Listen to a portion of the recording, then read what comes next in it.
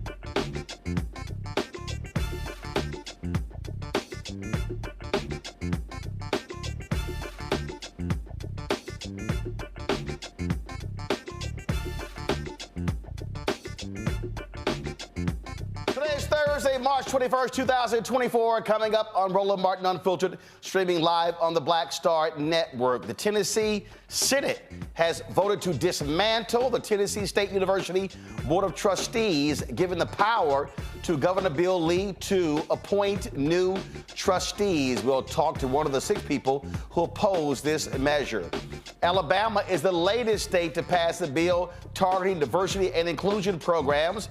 Republican Alabama Governor Kay Ivey signed the law prohibiting state funding for maintaining, sponsoring, endorsing, or promoting or affirming DEI programs. Oh, but they ain't talking about the sports programs, though. There's been a lot of chatter from black folks about Beyonce's new album cover.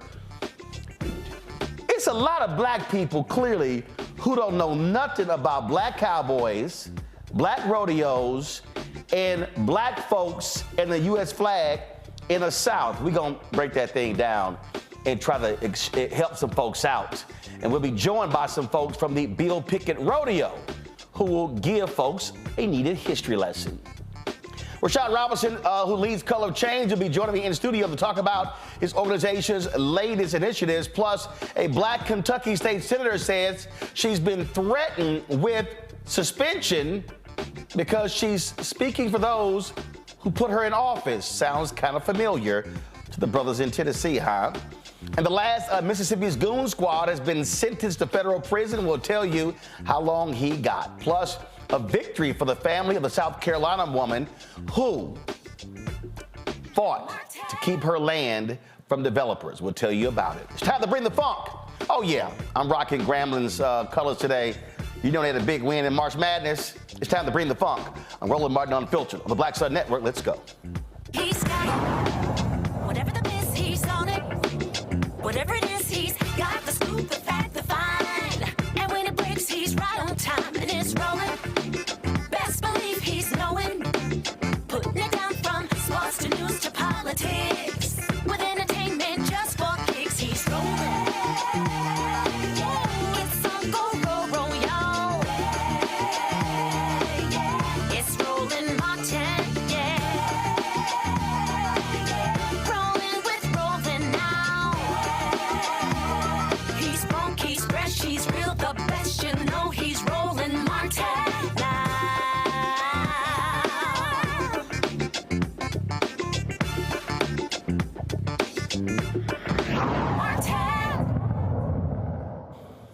Folks, we've been covering this issue, and the Tennessee Senate, these Republicans have voted to vacate the Board of Trustees for Tennessee State University.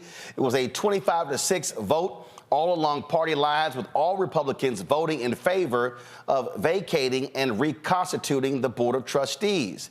Tennessee State Senator Charlene Oliver joins us right now from Nashville. Glad to have you on the show. You know, first of all, I'm still trying to understand the reason for this. So the same folk who will not properly fund Tennessee State is complaining about them not having the money to fulfill all the needs of the students. Am I correct? You are 100% correct, Roland. As I said today on the floor when we voted on this, you can't sit there and decades after decades underfund our flagship HBCU, land-grant institution, and it's been documented with the underfunding, and then turn around and say that they're not doing their job and things aren't working because you haven't given them the resources to make sure that they can run this institution adequately. So it's crazy how they justify what they want to justify. And is that audit done yet?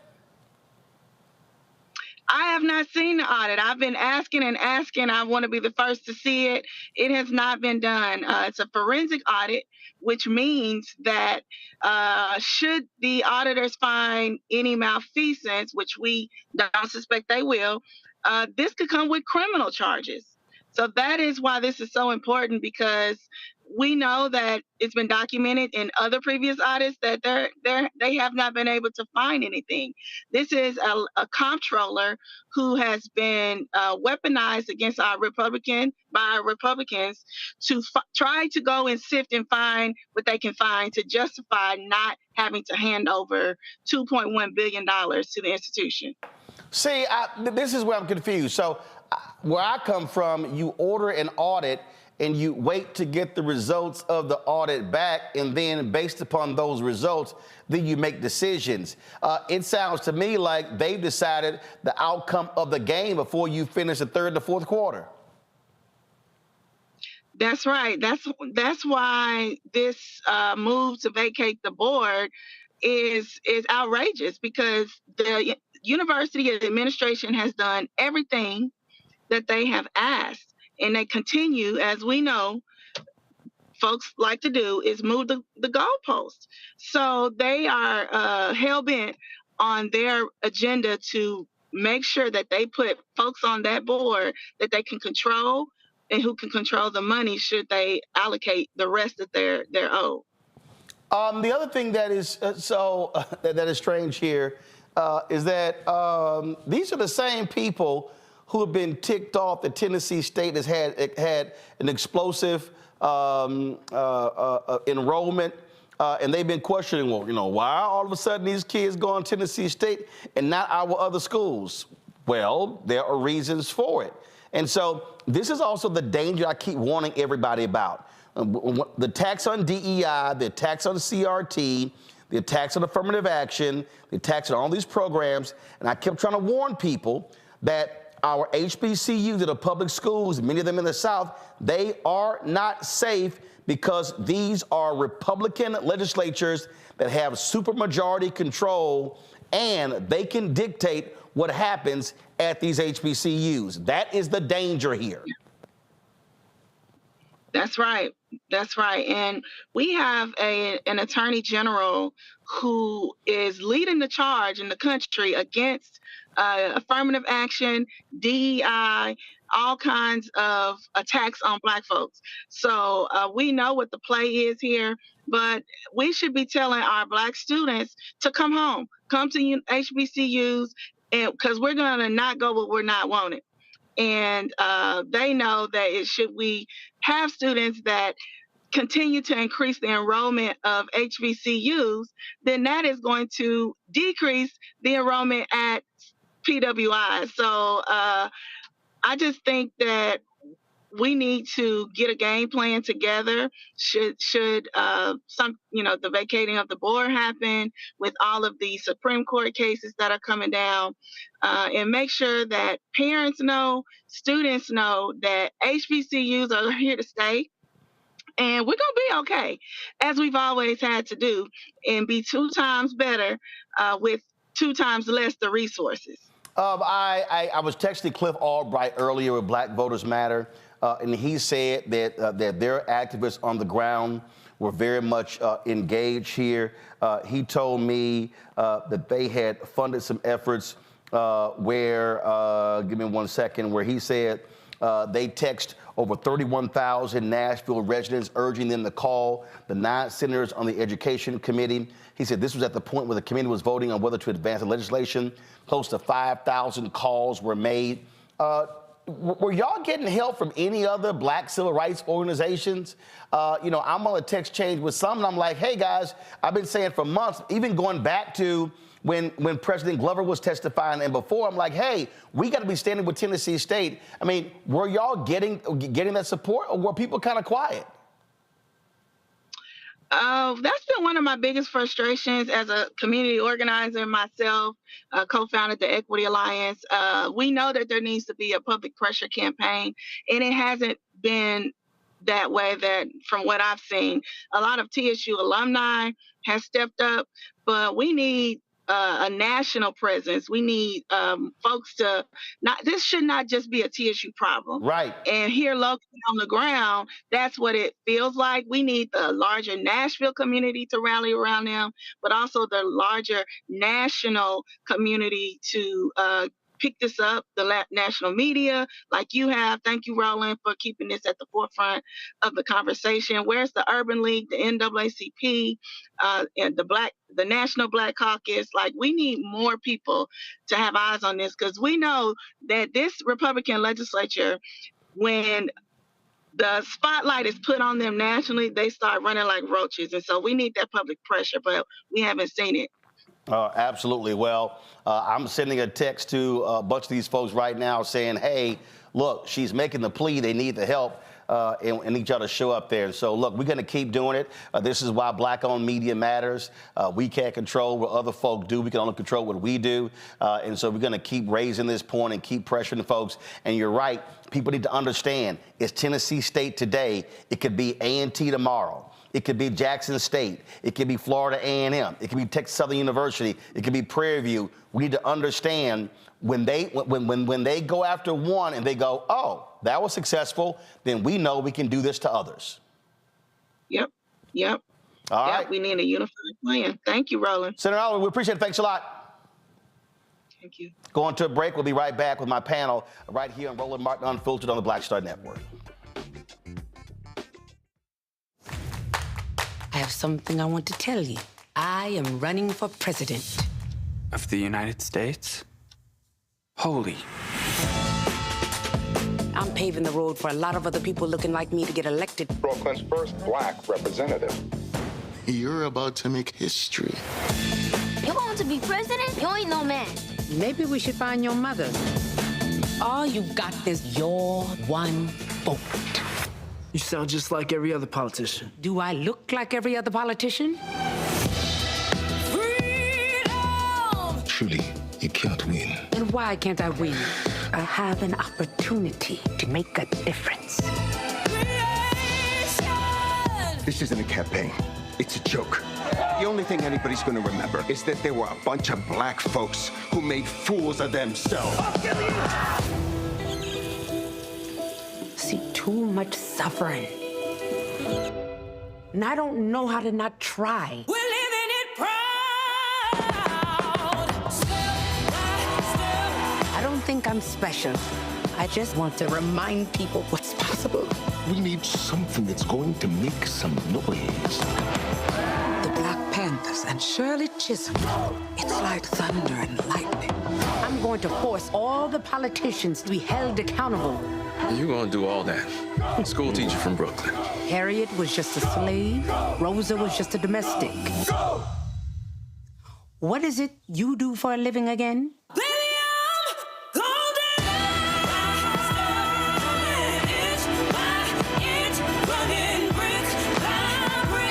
The people of America are watching us.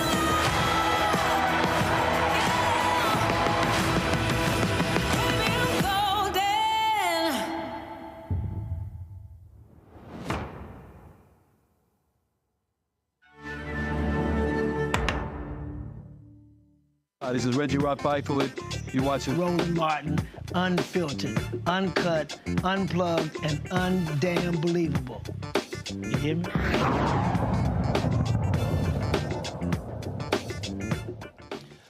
All right, folks, let's talk about this with my panel. Dr. Greg Carr, Department of Afro-American Studies at Howard University out of D.C., Tennessee State University graduate. Reese Colbert, host of the Reese Colbert Show, Sirius XM Radio on out of D.C. as well. Lauren Victoria Burke, Black Press USA out of Arlington, Virginia. Greg, I'll start with you. The point that Senator just made there, she said, we're the national voices. Basically, they're out here trying to fight, and the folk need to step up. We've been sounding this alarm for months, more than a year now, saying, hey, they're coming after Tennessee State. They're coming, they're coming, they're coming. And to me, and thank goodness, the folks at Black Voters Matter and their folks on the ground in Memphis and Nashville have been engaged. But the other folks, MIA. Yeah, NAACP, listen to me very carefully at this point. Brother Derek Johnson, calling you by name, brother.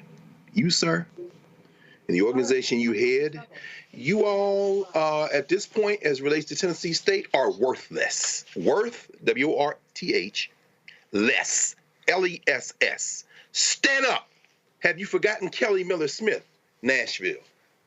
Have you gotten Jim Lawson, Nashville? Have you gotten Walter Davis, the president of Tennessee State, Nashville? Have you forgotten the great Fred Humphreys, who punched these crackers in the mouth when they tried this in the 1970s and 80s, until the Florida A&M alumni convened on the governor's office and said, we want our alum, Fred Humphreys, to run Florida A&M. NAACP, you're worthless. Mark, Brother Morial, it's beautiful to talk about the state of Black America. Where is the Urban League? You know what?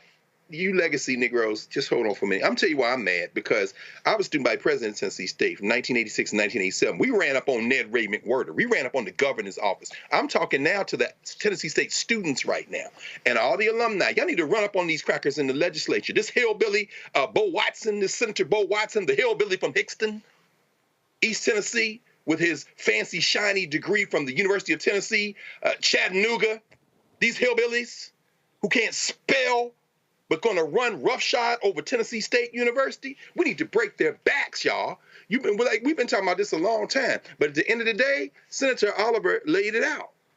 There's no time now to be polite.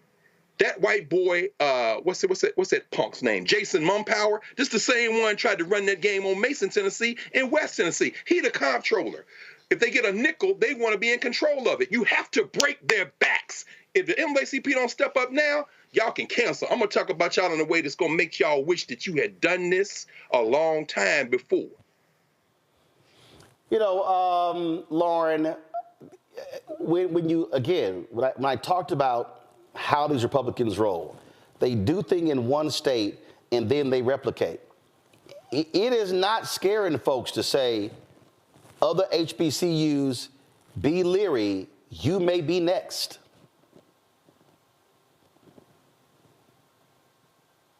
Obviously on CRT, they've done it with electoral matters. They have a game plan. I mean, basically the game plan is born from their $1 billion and $1 million donors directing them. They're on the same page and they're very organized. It's very easy to see it.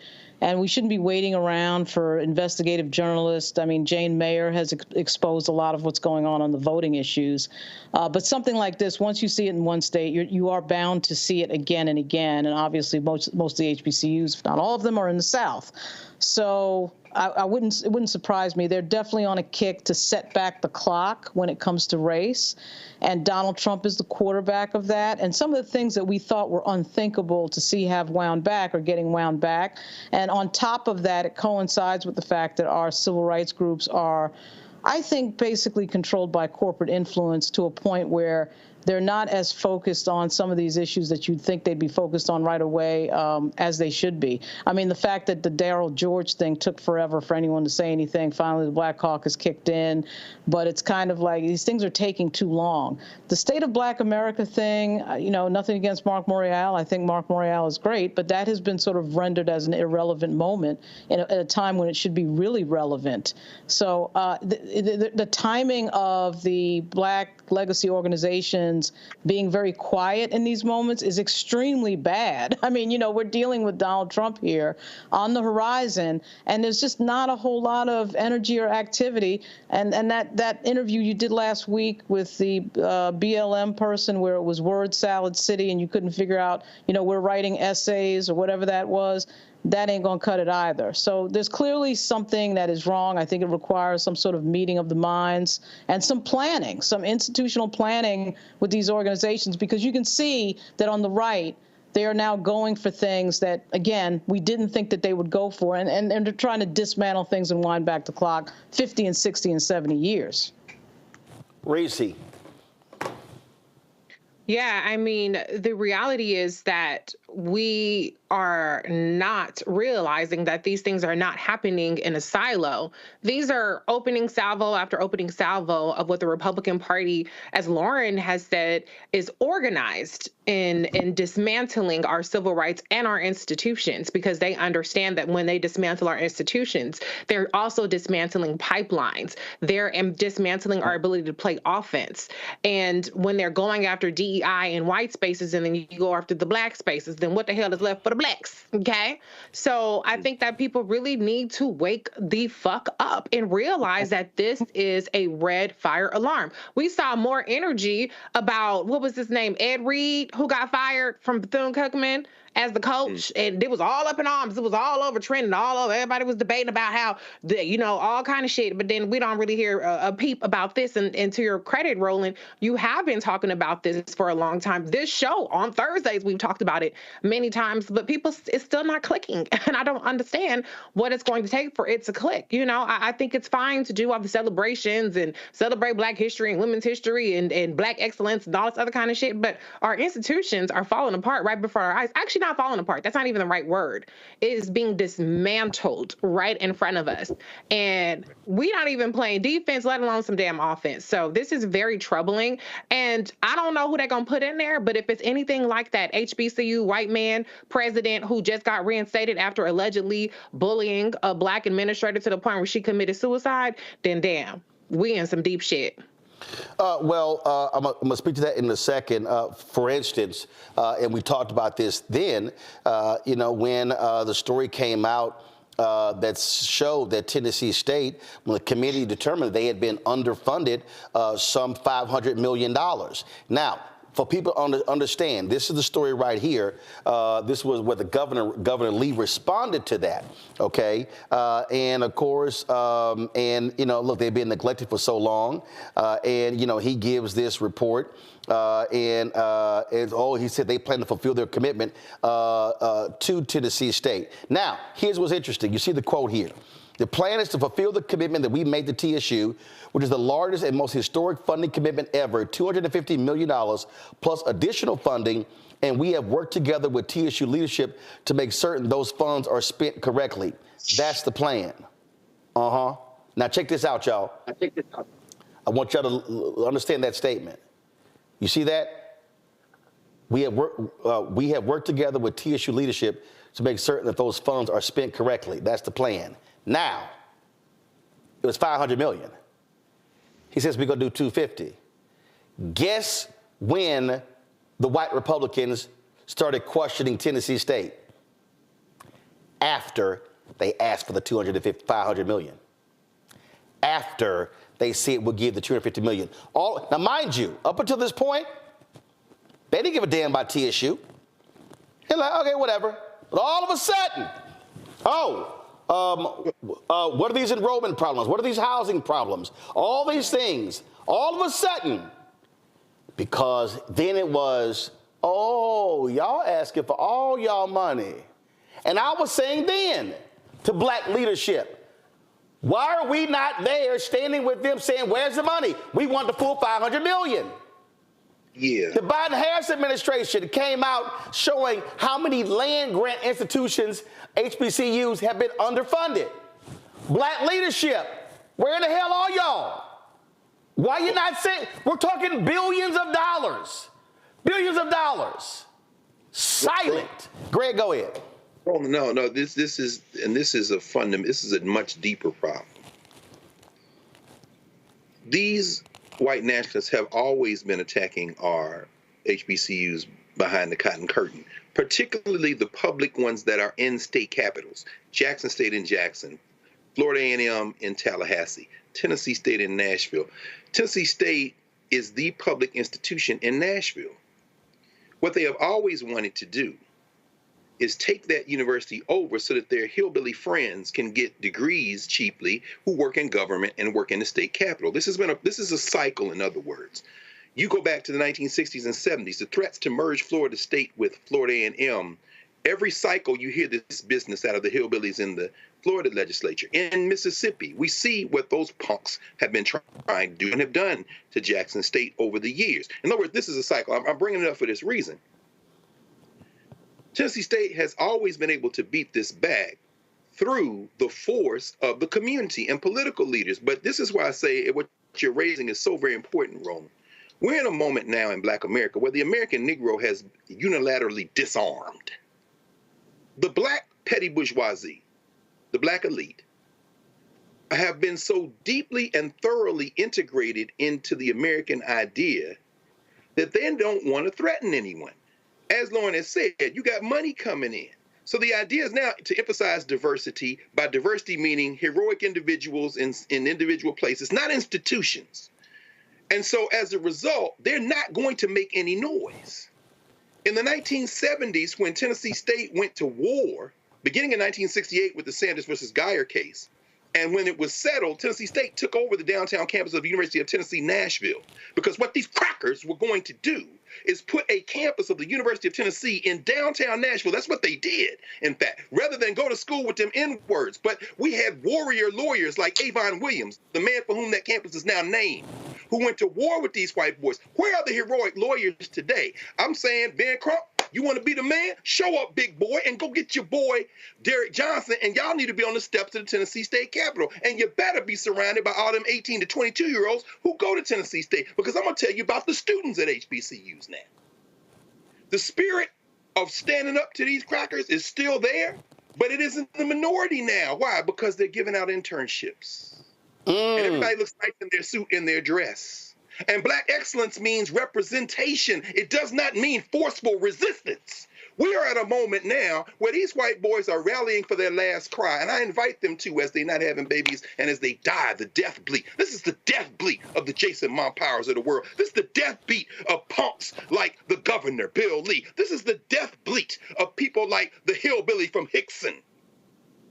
The death bleat is not to be feared. We got to roll over them. One more final thing to my friend. And, you know, Brother Johnson is my friend. That's why I'm mentioning him. The great Dory Ladner made transition last week. Dory Ladner, sister of Joyce Ladner. Dory Ladner, one of the SNCC workers. Dory Ladner, one of the forces in civil rights. Dory Ladner, she and her sister Joyce were put out of Jackson State for their civil rights activity and ended up going to Tougaloo, where, among many other things, they joined a force that brought you into the movement. Derek, do you remember? They brought you in, brother. Don't disrespect the legacy of your elders and your ancestors. It's time to stand up now, because Medgar Evers would be on the front line. Where are you? Just so y'all understand how we expand this, go to my iPad. The Biden-Harris administration announced this in September. State-run land-grant HBCUs are owed more than $13 billion. This came, and it was right here. Land-grant, historically black colleges and universities have missed out on more than $13 billion they should have gotten in the last 3 decades or so, according to letters that were sent by Education Secretary Miguel Cardona and Agriculture Secretary Thomas Vilsack. The letters went to the governors of Alabama, Arkansas, Florida, Georgia, Kentucky, Louisiana, Maryland, Mississippi, Missouri, Oklahoma, South Carolina, North Carolina, Texas, Tennessee, Virginia, and West Virginia. They, citing data from the National Center for Education Statistics, said the money, quote, could have supported infrastructure and student services and would have better positioned the university to compete for research grants. And those HBCUs, quote, will be much stronger and better positioned to serve its students, your state, and the nation if made whole with respect to this funding gap. And I've heard little from national civil rights groups. I've heard little from a variety of black elected officials. And so here's what I want to know. If all of these black organizations are supposedly representing black people, which black people? Because surely, folks would be blowing my phone up saying, can we get on to discuss? Can we get on to discuss our rallies? Can we come talk about our protests? Can we come on and talk about our campaigns? So what the hell are all these groups doing? And I'm going to expand this beyond black civil rights groups. I'm going to also challenge Divine Nine. Where are you on the $13 billion? I'm going to say Prince Hall Mason. Where are you on the $13 billion? Eastern Star, Links, Black Church, black clergy. Where are you on the 13 billion? Come on. I'm going to say specific. Reverend Dr. Jerry Young, president of the National Baptist Convention USA. Come on. Where are you? Why are y'all silent? And you right there in Jackson, Mississippi, with Jackson State. Yes, sir. If black organizational leaders are unwilling to stand up and fight on behalf of black people, resign and get the hell out of the way. And allow a new generation of leaders who have the intestinal fortitude, who have the willingness, who have the fight, who have the gumption, and who have the integrity to actually fight on behalf of black folks. Y'all are on notice. Go to the break. We come back. It's clear we got other black people who don't know nothing about black people in history in the South and rodeos. All of this because Beyonce decided to wear red, white, and blue and have an American flag on her album cover that drops March 29th. We're going to explain this culture that too many people clearly know nothing about. That's next on Roland Martin Unfiltered on the Black Star Network. Support us in what we do by joining our Bring the Funk fan club. Send your check and money orders to P.O. Box 57196, Washington, D.C., 20037-0196. Cash App, $RM Unfiltered, PayPal, R Martin Unfiltered, Venmo's RM Unfiltered, Zelle, Roland at RolandSMartin.com, Roland at RolandMartinUnfiltered.com. We'll be right back.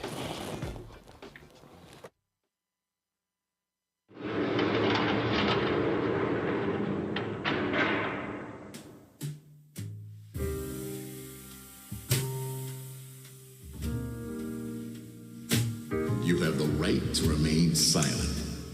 Anything you say can and will be used against you in a court of law. You have the right to an attorney, and if you cannot afford an attorney, one will be appointed for you.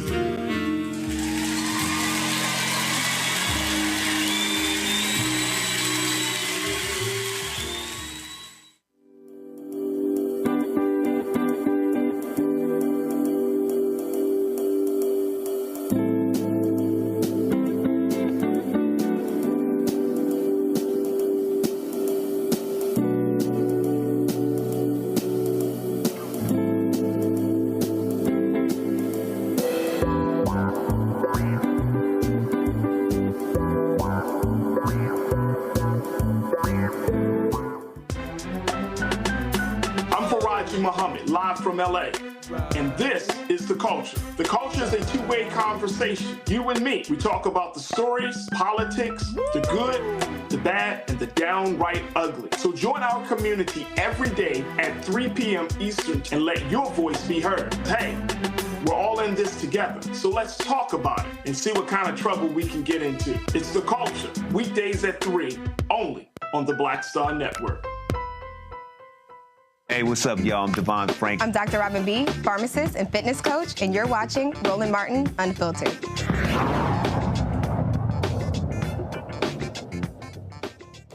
So Beyonce announced she's dropping Cowboy Carter on March 29th, and this is the cover image that was released.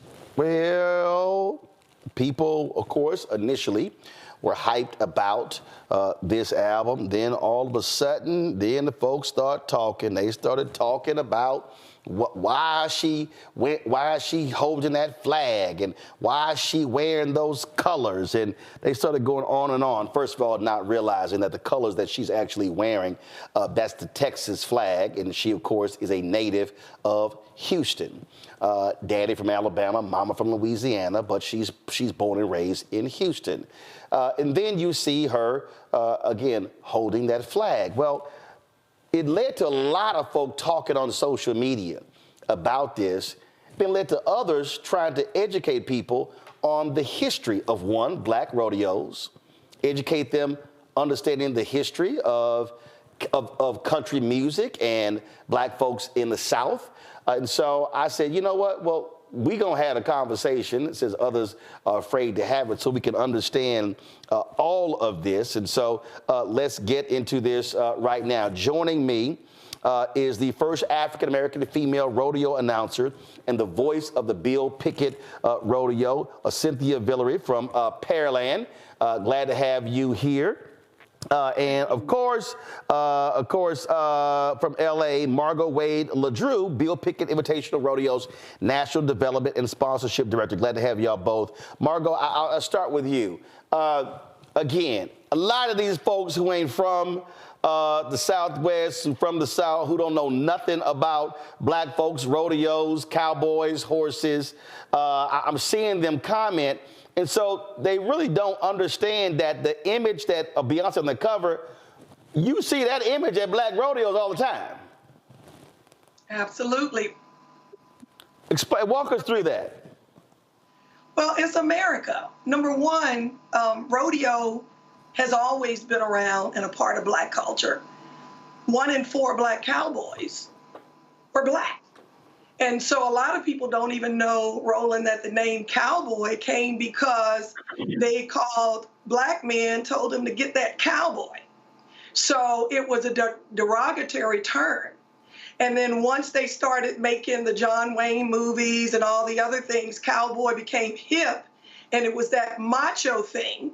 And so then they started doing the cowboys and Indians and all the movies, and people looked at cowboys in a different light.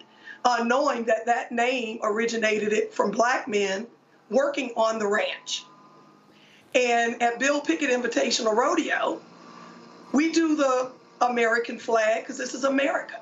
We also do our African American flag because we are devoted to African American cowboys and cowgirls, and it's important for us to show their history, what the flag means, and their culture. Cynthia, I want to go to you because for those who, look, I'm from Houston, and the Houston Livestock Show and Rodeo is the largest in the world. We always remembered the trail rides as folks were coming into the city, getting ready for the parade. And so it was, look, I grew up in Clinton Park in Houston. It was nothing driving down Fidelity Road and seeing black folks coming up and down the street on their horses. So that ain't nothing new to black folks. And so what Beyonce is showing on that cover is what many of us grew up seeing. Absolutely, definitely. I'm a third generation. So like I always talk about, it's in my blood. It's normal for me. You know, you can go up and down Cullens, Scott Street, or wherever, and it's normal to see somebody on horseback and not even having a trail ride. So having rodeos as large as the Houston Livestock Show and Rodeo to having backyard rodeos are normal. And so with the Bill Pickett Invitational Rodeo, we have traveled and we're celebrating our 40th anniversary, where we have entertained millions about the black cowboys, the black cowgirls, a culture that's normal. And going through this, oh my gosh, Roland, you wouldn't believe when we go to different cities, they're like, oh my God, you guys are real. Can I touch a horse? Can I touch a cow? I've never seen it.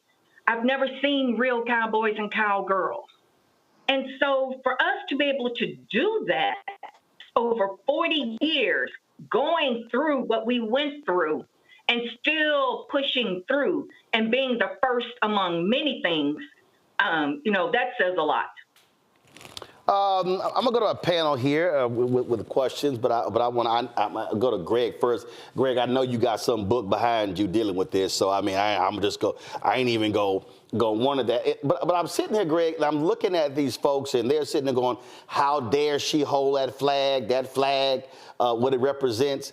Not realizing that black folks said, we built this damn thing, and the flag has represented a difference to us as well, and black folks have not been silent about that. And so we've always had a different perspective when it comes to the flag. But you had black soldiers who fought, and they just said, I fought for a country that did not love me because the hope was for it to love me. I'm sure you saw a lot of this back and forth on Twitter and other platforms, Greg. Just share your thoughts. Thank you, Roland. And yeah, you're right, man. I got books and books and books and books and books about this. I am glad to see the Pan-African flag, and that's not an African-American flag. You see one right there. The red, black, and green is the flag of Africans worldwide. So I'm glad to see that in the parade. Beyonce, the people in the rodeo, and everyone in the entire world can keep that red, white, and blue flag as far as I'm concerned. But that's my personal opinion. And we all know that Beyonce and her husband are very good at pantomiming controversy, but they're not going to get into any real controversy, but they're going to make all the money. So I'm not mad at Beyonce. She has perfected that. If the Hive wants to come for me, please do. Now, as it relates to that relationship, you're absolutely right, Roland, as our friend and brother Gerald Horne reminds us, and even in the latest in the book, The Counter-Revolution of 1836, Black men got involved in the military because it was a way to fight for liberation. More black people fought for the British and or ran away than fought with George Washington. We joined the Civil War because we fought our way out of enslavement. And as both our guests, Sister Valerie and Sister LeDrew, have said, when we see the cattle culture of the West, we understand that African people were there not because we chose to get on boats, where we had all of those cultures in West Africa, but we brought those techniques with us. And in fact, these Europeans, as they were displacing the Native Americans, Gerald says we were on the wrong side, by the way, but it was our only choice.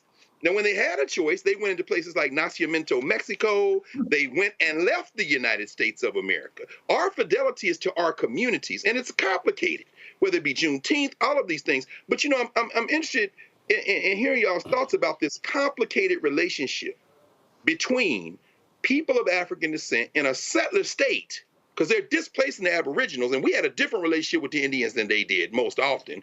Lately they've fictionalized it with Bass Reeves, but there's some of that. And also when it comes to Beyonce finally in country music, I'm from Nashville, where the great DeFord Bailey lived, who was the black man on the stage at the Grand Ole Opry. When I think of country music, I think of the banjo, an African instrument. I think of the elders who trained everybody from Mabel Carter to Johnny Cash and Little Bill Dickens and all those pickers. And I think about the sound of Africa in country music, the blue notes, the songs, the lyrics about love and loss and community. How do y'all think we should grapple with this very complicated legacy, which isn't really, as far as I'm concerned, about patriotism as much as it's about self-determination? And when people try to claim it, how should we represent ourselves in this tradition, which isn't a kind of monolithic tradition? Do you have some thoughts on that? Well, for me, just to say in reference to country music as a whole, it did come from Black people have always done country music. As a matter of fact, when Bill Pickett started in 1984, our late founder, who passed away, was a big concert promoter. And so he knew the value of music and all types of music. And from day one, when the Bill Pickett started 40 years ago, we introduced Black country singers all across this country because it was important and it was a part of our culture. And so we've always done this. And a lot of people don't even realize we've heard Herb Jeffries that has been a part of our rodeo when he was alive, performed, been a part of it. And of late, Money Long, who's one of the #1 R&B pop singers now, when she was Priscilla. She performed at the Bill Pickett Invitational Rodeo in 2018 when she introduced her Colored album. And there have been so many artists that have come through the Bill Pickett Rodeo because we were the ones that gave them the opportunity to be able to show their talents, to sell their CDs, sell their tapes at our rodeo.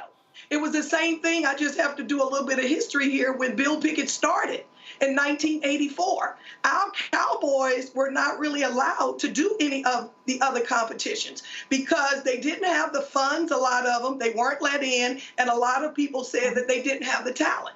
Well, Lou started it because he wanted to make sure that people knew the history, #1. #2, to showcase and give our African-American cowboys and cowgirls an opportunity to learn, hone their skill, and show people all over this world that there are real Black cowboys and cowgirls. And so we didn't go to the Texas and the Oklahomas and all those. We went to the urban, the Chicagos, the Atlantas, you know, places where our little Black kids never got to see a real Black cowboy or cowgirl. Yes, yes. Thank you. Thank you. Cynthia, you want to go ahead? Cynthia? Yes, I'd like to circle back because we've had artists like Miko Marks from the Bay Area. But when I started, I've been with the Bill Pickett Invitational Rodeo 37 years. We had Jay Mason, who used to come to the rodeos and sit up there with his guitar and sing before we even had cassette players to play music. And he would sing live and travel with our rodeo from city to city. So introducing a culture we've always had. Right. We always have. We've always made it important when it comes to the Bill Pickett Invitational Rodeo. Mm-hmm. Reese? And one thing, Martin, I want to say real quick. Yeah, go ahead. You know, most people never even knew that the steel wrestling event that they do in all rodeos was created by a Black man, William Bill Pickett. Until Bill Pickett Invitational Rodeo started in 1984, and we started educating people, then all of the other rodeos had to then tell the truth because they could no longer just act like it was just a regular event. And so he was the real, true epitome of a cowboy. Mm-hmm. Reese?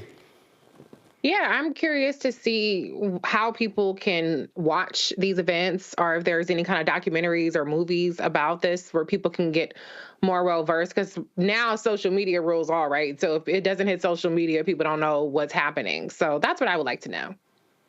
Well, I'm glad you asked that question because I am the social media director also. So I make sure we're on every platform. We're on Facebook, we're on Instagram, we're on TikTok. There's videos, there's pictures, there's history, not just Bill Pickett, but other history from other cowboys and cowgirls that we make sure that we educate across. Because throughout my life, because like I said, I'm a third generation, those past generations haven't been captured. They're just stories that have been told over and over. And so my goal is with the Bill Pickett Invitational Rodeo, I'm starting my first podcast. And it's going to talk about the cowboys, cowgirls, about the judges, about the announcers, about the Black stock contractors, putting them together in a book that we can hand over and create a legacy with. And also so people can understand this is deep-rooted because our stories are told, always say, in pockets, maybe here in Texas, maybe in Oklahoma, maybe here. You don't have to be a star that's in the major rodeos to be good at your craft. Mm-hmm. But those are the ones that have brought in, mentored, made a change, set records to where our cowboys and cowgirls now are achieving even more.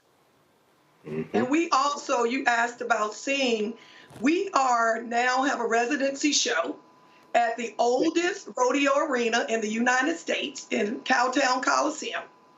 We have 6 more shows there, 3 dates. If they go to BillPickettInvitationalRodeo.com, all of those rodeos are live streamed on Pluto. So they're able to tune in to see the rodeo. And we actually were able to partner with the PBR. And for the first time in 2021, we were able to have a Black rodeo aired on CBS on the same day that Juneteenth became a national holiday. That's awesome. Then also to add to this, you know, besides being the first to be on CBS, the first African-American rodeo to be in Las Vegas, and we've been there 3 times. We've also had the first traveling museum that captured at the time 38 years of Black West history that the Bill Pickett Invitational Rodeo created. So we have put on platforms over and over to make sure that we educate, reach out to those so they can understand the Black cowboys, Black cowgirls, and what Black rodeos actually are. And that's one of the things that Lou wanted to stand true to, is that you had to have some part of African American in you to compete in our invitational rodeo. Because we weren't in the history books. We weren't in the movies. You know, we weren't there. So he wanted to make sure we had a platform where our story could be told. And Roland, you guys may not know this, but we now have a female president, producer of this rodeo. This is a white male dominated industry. And when her late husband passed, she took it over. She changed the dynamic. This rodeo is run primarily by African American women, and we have taken it to another level. And we are just excited to continue, and we are in the process of planning, teaching, training young ones underneath us so that we can continue this legacy. And when we're gone, that people can look back and see the history and the rodeo and what was created to educate our people. Lauren, go ahead.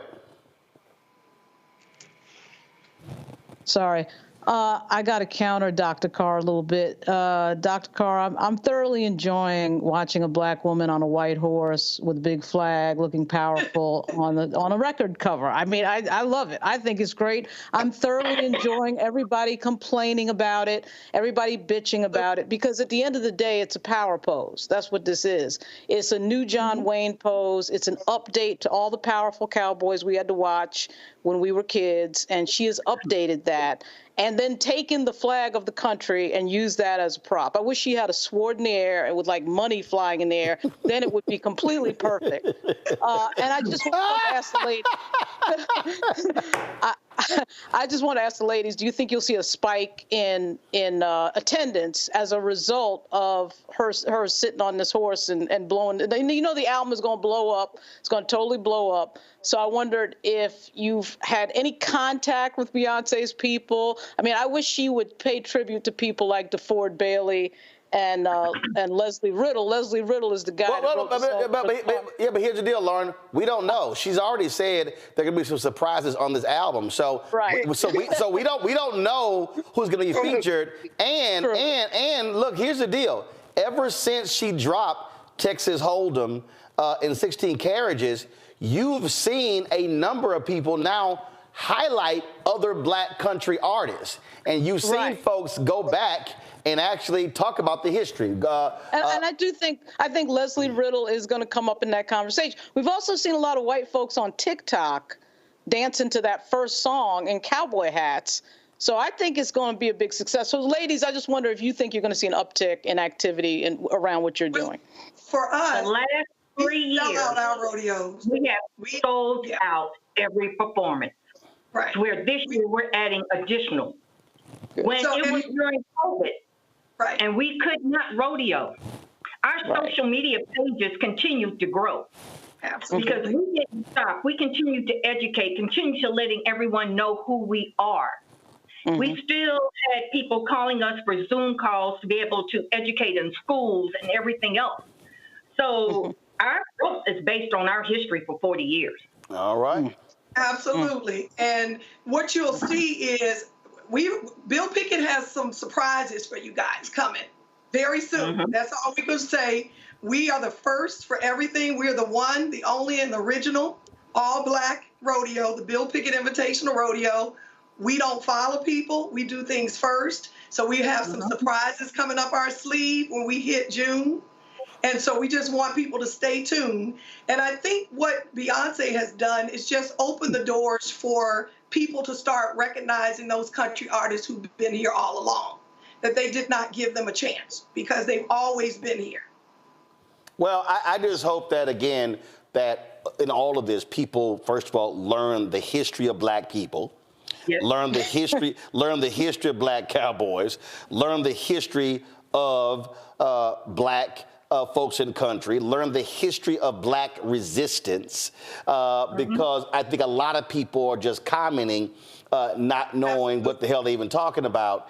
And I'll say this here. We actually tried to get this, don't go to it yet, we tried to get this into our studios, but we literally could not fit it in the elevator, in the hallway, or in the window. So a lot of people who saw my show Washington Watch probably rarely ever saw this because it was on the outside wall, on the wall to my left. It wasn't our main set. But when Washington Watch, when TV One, we ended Washington Watch in 2013, this piece was delivered to my house. And I own a lot. Y'all can go ahead and go to my iPad. I own a lot of art. And this was not an art piece. This was actually a part of the set. But what y'all don't see, so the person who designed this is a part of the set. What you will see is they infused images of prominent African Americans into the U.S. flag. And so you can see here, you see Muhammad Ali, you see Marvin Gaye, you see folks there when it comes to voting. But what you also see here is that in the 50 stars, they also infuse the images of other African Americans. And so you'll see a young Michael Jackson, Coretta Scott King, Richard Pryor, Frederick Douglass. Damn, we should have replaced that Ben Carson. But you see Oprah, Sidney Poitier, Michael Jordan. You see Dorothy Height, Max Robinson, and on and on and on. And so, and I've said this here, there's a lot of stuff that, look, it can get sold. One, this would never get sold by me because, one, this was on the first show I ever had. So that's one. But this piece to me blows away every other art piece that I have.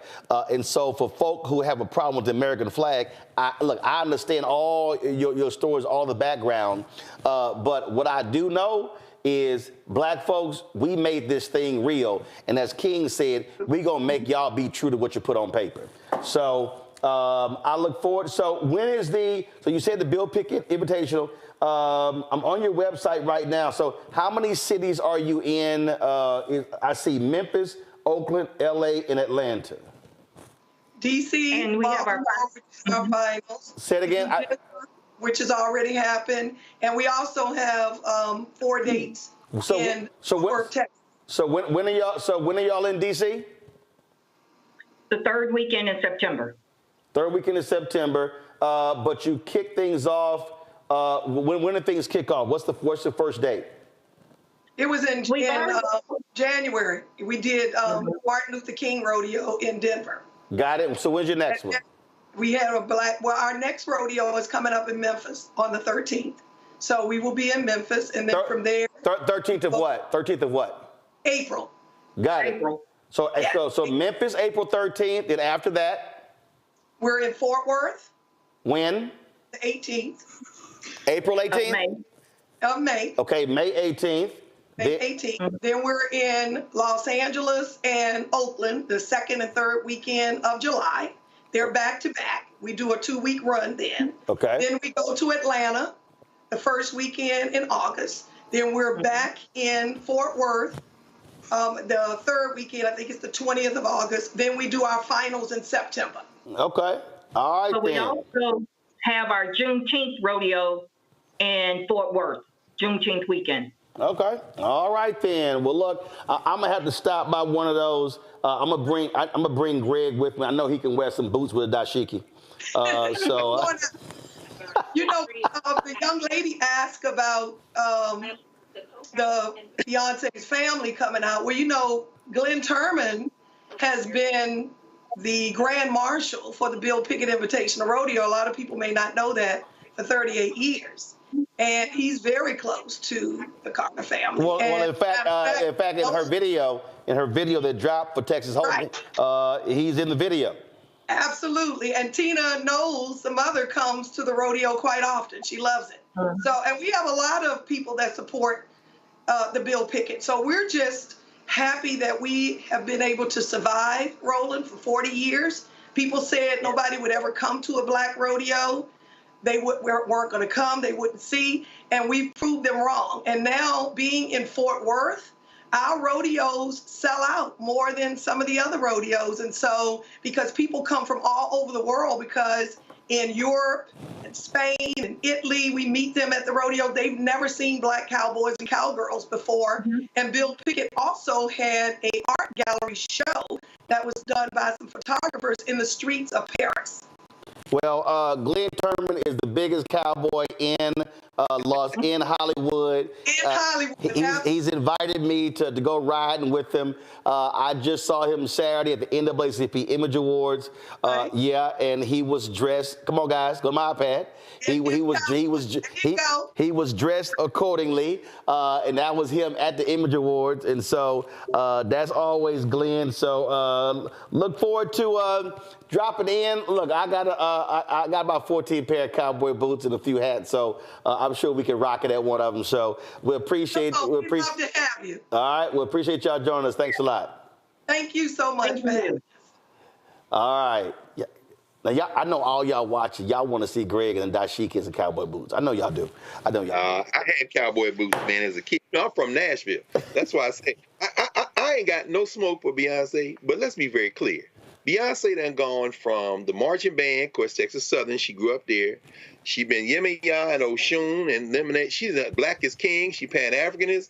And now she a cowgirl. Beyonce is Beyonce. As she said in her quotes, this ain't country music, it's Beyonce. And let's be clear, having listened to Texas Hold'em a number of times, it's the difference between country music and Beyonce song with some banjos. But let's be clear, that ain't the point.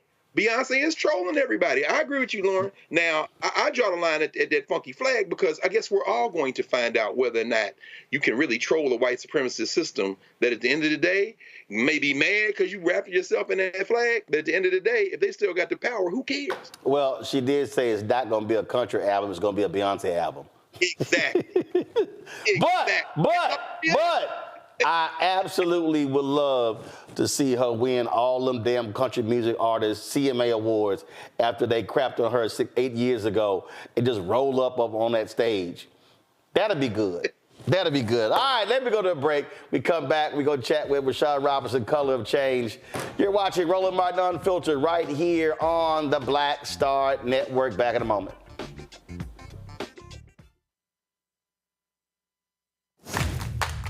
I have something I want to tell you. I am running for president. Of the United States? Holy. I'm paving the road for a lot of other people looking like me to get elected. Brooklyn's first black representative. You're about to make history. You want to be president? You ain't no man. Maybe we should find your mother. All you got is your one vote. You sound just like every other politician. Do I look like every other politician? Freedom! Truly, you can't win. And why can't I win? I have an opportunity to make a difference.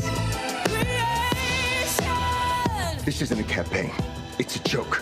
The only thing anybody's going to remember is that there were a bunch of black folks who made fools of themselves. See too much suffering. And I don't know how to not try. We're living it proud. I don't think I'm special.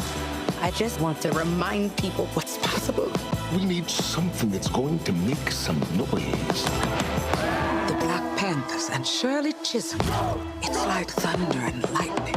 I'm going to force all the politicians to be held accountable. You gonna do all that? School teacher from Brooklyn. Harriet was just a slave. Rosa was just a domestic. What is it you do for a living again?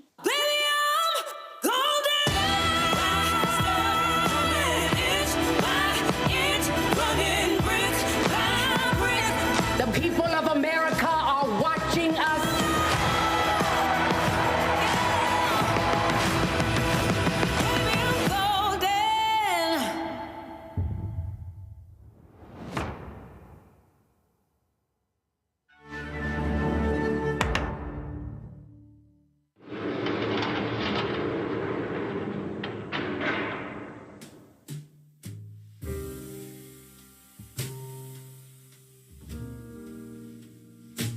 You have the right to remain silent.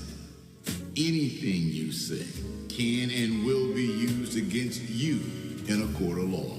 You have the right to an attorney, and if you cannot afford an attorney, one will be appointed for you.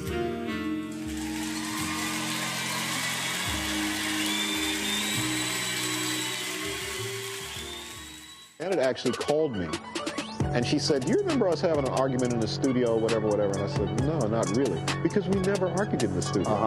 And she said, "Well, there's this piece we found, and can you come over and watch it with me?" And I said, "Sure."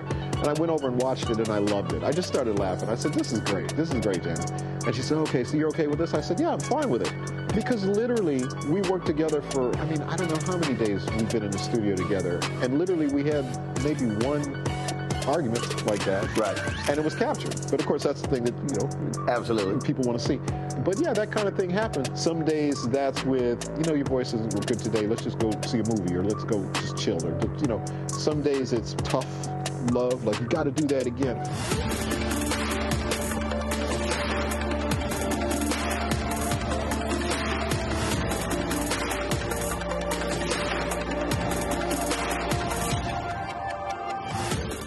Next on the Black Table with me, Greg Carr. Democracy in the United States is under siege. On this list of bad actors, it's easy to point out the Donald Trumps, the Marjorie Taylor Greens, or even the United States Supreme Court as the primary villains. But as David Pepper, author, scholar, and former politician himself says, there's another factor that trumps them all and resides much closer to many of our homes. His book is Laboratories of Autocracy, a wake-up call from behind the lines. So these state houses get hijacked by the far right, then they gerrymander, they suppress the opposition, and that allows them to legislate in a way that doesn't reflect the people of that state. David Pepper joins us on the next Black Table, here on the Black Star Network. On the next, A Balanced Life with me, Dr. Jackie, beware the generational curse. They're everywhere, in our families, in our workplaces, and even in our churches. It's like a minefield, identifying the curse and knowing what to do about it. When we're talking about generational patterns, oftentimes we get locked into those patterns because we don't want anyone to say, "Oh, you acting brand new," or "you doing something different from how this is how we always did it." It's okay to do something different in order to get the results that you want to see in your life. That's next on A Balanced Life on Black Star Network. Grow your business or career with Grow with Google's wide range of online courses, digital training, and tools. Gain in-demand job skills with flexible online training programs designed to put you on the fast track to jobs in high-growth fields. No experience is necessary. Learn at your own pace. Complete the online certificate program on your own terms. Stand out to employers, get on a path to in-demand jobs, and connect with top employers who are currently hiring. Take one professional career certificate program or all 6. Earn a Google Career Certificate to prepare for a job in a high-growth field like data analytics, project management, UX design, cybersecurity, and more. All professional career certificate programs must be completed by December 31st, 2024. Scan the QR code to complete the application. There are 1,000 scholarships available. Grow with Google and J. Hood and Associates. Be job ready and qualify for in-demand jobs. I'm Dee Barnes, and next on The Frequency, we're talking about the rise in great Black literature and the authors who are writing it. Joining me will be professor and author Donna Hill, to discuss her writing journey and becoming a best-selling author. I always was writing, but I never saw anybody that looked like me in the books that I was reading. Plus, her work with the Center for Black Literature and next year's National Black Writers Conference. That's right here on The Frequency on the Black Star Network. Hey, what's up, y'all? I'm Devon Franklin. It is always a pleasure to be in the house. You are watching Roland Martin Unfiltered. Stay right here.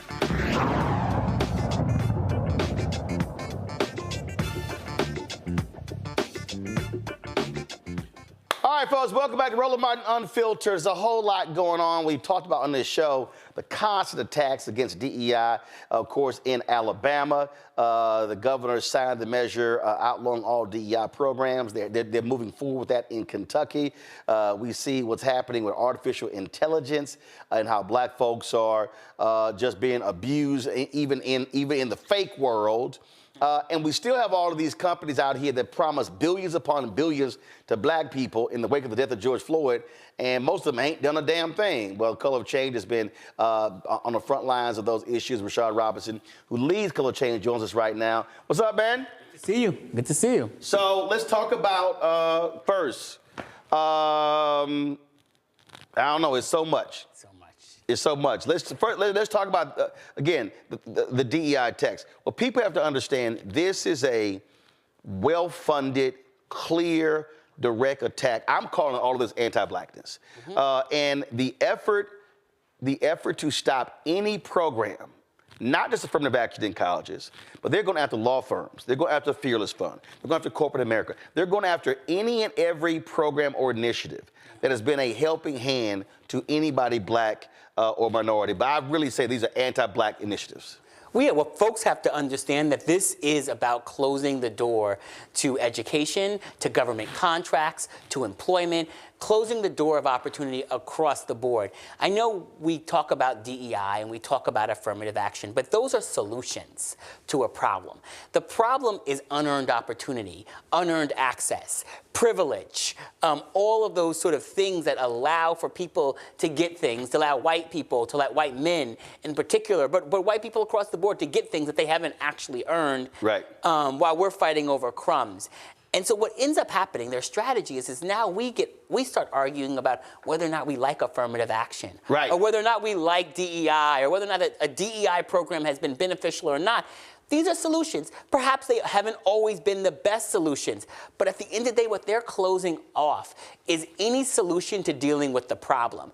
We have to focus on the actual problem, and then we also have to focus on the people behind it and their enablers. Yep. And so part of what we're doing at Color of Change is really going to be focusing on the funders, the people who are funding this, the people who are supporting it, the donor-advised funds, these folks who get together and pool their money through Fidelity or Goldman Sachs and other places and want to be private and in secret, right. and are funding these efforts and then want to play in polite society, want to serve on board of directors for cultural groups, for black organizations, want to be in spaces where they are sort of playing both sides, and we can't have that anymore. It was sort of like what many of these companies were doing who were funding ALEC. Yes. Well, this is exactly. We would tell black people, we would tell ALEC that you can't come for black folks' money by day and want us to buy your products or use your services and then take away our vote or make us unsafe through stand your ground laws by night. And, this is what actually sort of has to happen. Because, I think we've gotten really focused on, they're chipping away, and it will be DEI today, and it will be something else tomorrow, and it'll be something else. And this all, right. Is connected to the attacks on books in our schools, attacks of coursework. All of those things are connected. Yep. It's about erasing us, silencing us, and then closing the door to opportunity. Well, look, Christopher Rufo made it clear, hey, we want to do this, and we want to put everything under, basically anything that's brought up, they want to attach woke, CRT, DEI to it. So basically, again, all anti-black. He made it clear. That's in the minds of folks, really white folks. When it comes up, they want to see that they want to put everything under that banner, suing to keep the money from black farmers. Now, Stephen Miller, these folks now trying to support this one writer, this white guy in Hollywood. 90% of all writers in Hollywood are white. Yes. Oh, but all of a sudden, I can't get a job because they told me they had to hire some less talented people. Yes. I mean, come on, man. And here's the thing about that. We should be suing these companies, because the fact of the matter is that the reason why all of these writers' rooms are so white is because of policies and practices that are deeply discriminatory. Right. You know, over the years, we've done a number of reports on Hollywood, and we have one coming out in August that's going to look at all the crime TV shows and looks at the representation of race and crime. It's the second one in a series we've done specifically on this called Normalizing Injustice. When you look at the crime TV shows, and these are shows about cities. They're shows about race. They're shows about how democracy in those cities work and about activism and so much more. You will look at some of these writers' rooms and they look less diverse than the Republican caucus. And they are supposed to be writing and doing engagement about telling the story. And the fact of the matter is Stephen Miller is suing. And then they put us into a situation where now are we defending this company against this? And so I think we have to be honest that some of these corporations, we've allowed them to get away with too much. We've allowed them to say that they're doing DEI. We've allowed them to say that they're fighting for diversity when in fact they're not. And so this is both about holding those who are coming after these programs accountable, but also holding these folks who have been leveraging these programs accountable. AI. We're seeing how racist AI has been. We're seeing, and of course, we keep trying to say, well, the folks who are programming are white, so it's no shock what is going on. How have y'all been dealing with that? Because, you know, again, we're seeing that, look, this thing is taken off very quickly. And if we are not at the forefront right now, it's going to be a problem in the next, not 5 to 10 years, the next 1 to 2 years. Remember back in 2006, 7, 8, when people were talking about social media, and the only thing they've said about social media was like, Obama, Arab Spring, it's going to open up all these opportunities. Right. And yes, it does a piece of that, but there was no regulation. There were no rules. And when and self-regulated companies are unregulated companies. And one of the things you have to remember about what's happening in the technology space is that at the end of the day, the incentive structure is for these companies to make money at all costs. But that's any corporation, right? Our cars are not safe because of the benevolence of the auto industry. Right. They're safe because there's... They were forced. They were forced, and there's infrastructure, and there's windshield wipers. Absolutely. On. Like, in that you can get safety standards, and that if something happens, you have recourse. Our food in our supermarkets is not safe because of the benevolence of big ag. There's rules and there's accountability, and when something goes wrong, there's a process. And somehow people can call themselves engineers, go out to Silicon Valley, build stuff that breaks us, that hurts our society, and there's no accountability. You know, when I testified before the House, the U.S. House of Representatives, on something called Section 230, which is this clause that allows for tech companies, tech platforms like Facebook and Twitter to be immune from a whole set of sort of things that are related to their business model, like ads that are forced, or the ways in which they make money that amplify hateful content and lead to all sorts of problems. This thing called Section 230, which allows tech companies to be immune. And one of the things we think about is, like, you know, we have immunity for tech companies, we have immunity for police officers, we have immunity for all of these forces that hurt us, and at the end of the day, we don't have the recourse. So we actually have to change the rules that govern big tech. And so we've been really engaged. I testified recently before Senator Schumer's committee on AI insights. We are releasing kind of a platform called it's the second version of our Black Tech Agenda, which actually will look at a set of demands. But over the last couple of weeks, we've been engaged with the platforms because we can't wait on the federal government. And for years, as you know, we have been fighting these companies, leading boycotts against them, you know, going toe-to-toe, meeting with Elon Musk after he buys it, because government hasn't done anything. But I know the minute... Too slow. The minute we leave Menlo Park or wherever we've met with these tech CEOs, the agreements we have gotten from them are as good as our organizations are at holding them accountable. And at the end of the day, you know, we are in a deeply David and Goliath fight where our total budget for the year will be less than one of their, like, senior level staffers makes all years. And so we are in this fight. We are getting demands. We've gotten some demands around the election recently because when you see things like Gemini, which is Google's AI, or OpenAI, these platforms, when you enter things like find my polling place, they'll spit out addresses that don't even exist. Wow. Because AI is not designed to give us facts. It is a generative learning tools. It's collecting data from all kinds of different sources. Then it's like, well, are those factual sources? Yes, and then it's creating a new idea. But if you actually have things that are just fact or fiction, that's where AI really messes up. Right. And so these platforms are going to be really a problem if we don't get them to actually make agreements. And government is so far behind. We're just meeting. Yeah. Well, that's why you had some, several lawyers use ChatGPT, whatever the hell it's called. Yeah. And it created case law. Yes. Yep. Didn't even exist. Yes. Yep. And lawyers and the judge came down hard. I apologize for using ChatGPT. Yeah. He literally made up cases. And that is the problem. So think about it in the medical space. Think about it in, you just mentioned the legal space. Think about it in all these places that can be deeply consequential and so the fact that we haven't gotten to a place, and I was just with on Capitol Hill today and talking to members of Congress about particularly AI, and they're talking about innovation, and this is going to stifle innovation. And I said, I go up to heard that before. I go up to Silicon Valley, and I meet with tech CEOs, and they say things to me like, "Oh, this is going to stifle innovation." And then when they leave their tech campus, they get into their electric cars, which is all about regulation and all about innovation that came out of regulation. And I think it's crap, because at the end of the day, in this society, folks will find ways to make money based off of the rules that exist, and they will innovate and think about all of the ways in which victories have been won in terms of climate change, and then the innovation that has flown, and the people who are making money as a result of it.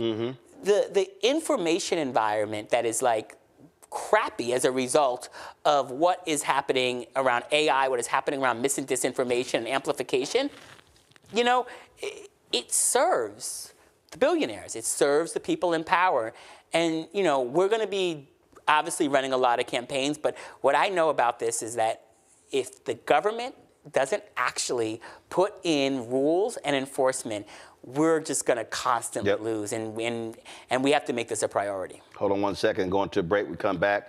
Our panelists get to ask questions to Rashad. That's next on Roland Martin Unfiltered, right here on the Black Star Network.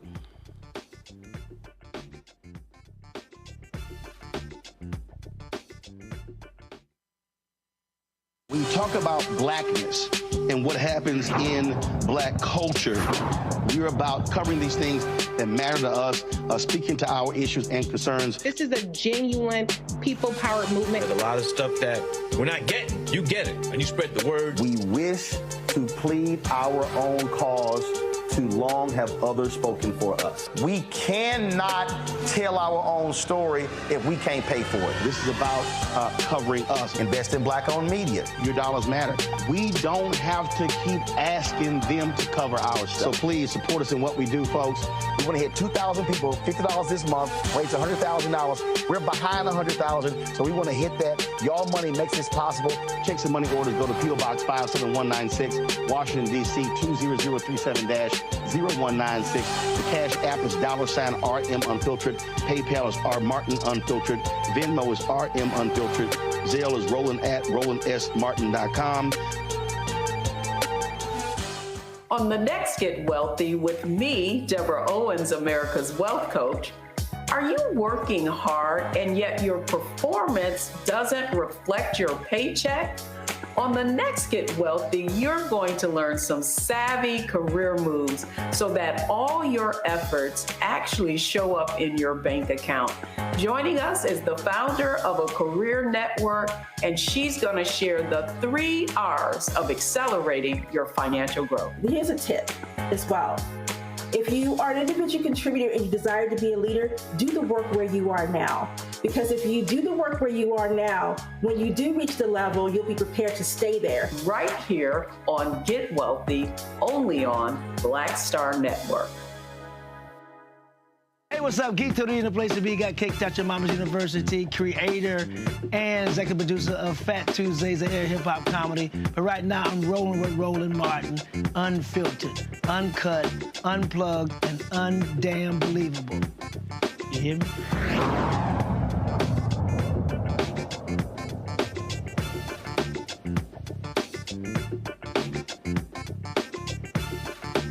Welcome back to Roland Martin Unfiltered on the Black Star Network. Time for questions from our panel for Rashad Robinson, leads Color of Change. Lauren Victoria Burke, you're first. Hey, Rashad, how you doing? Long time. I know. How's it going? Don't you think, I mean, we've never seen Congress regulate anything around social media. And the reason for that is obvious. They're paid for. They are totally owned. They're owned by these lobbyists. Completely owned by these lobbyists. And the other thing I would say with 230 is when you don't have a right to action, when something goes wrong on social media, such as defamation, it's really game over. Yep. So without the right to action and without the power to boycott these things, what is there left? I mean, you were talking about outing these companies that fund some of the things we don't like. But what we see is a growing situation, a growing problem where there is no shame in racism anymore. There's no penalty for racism anymore. How do you change that paradigm?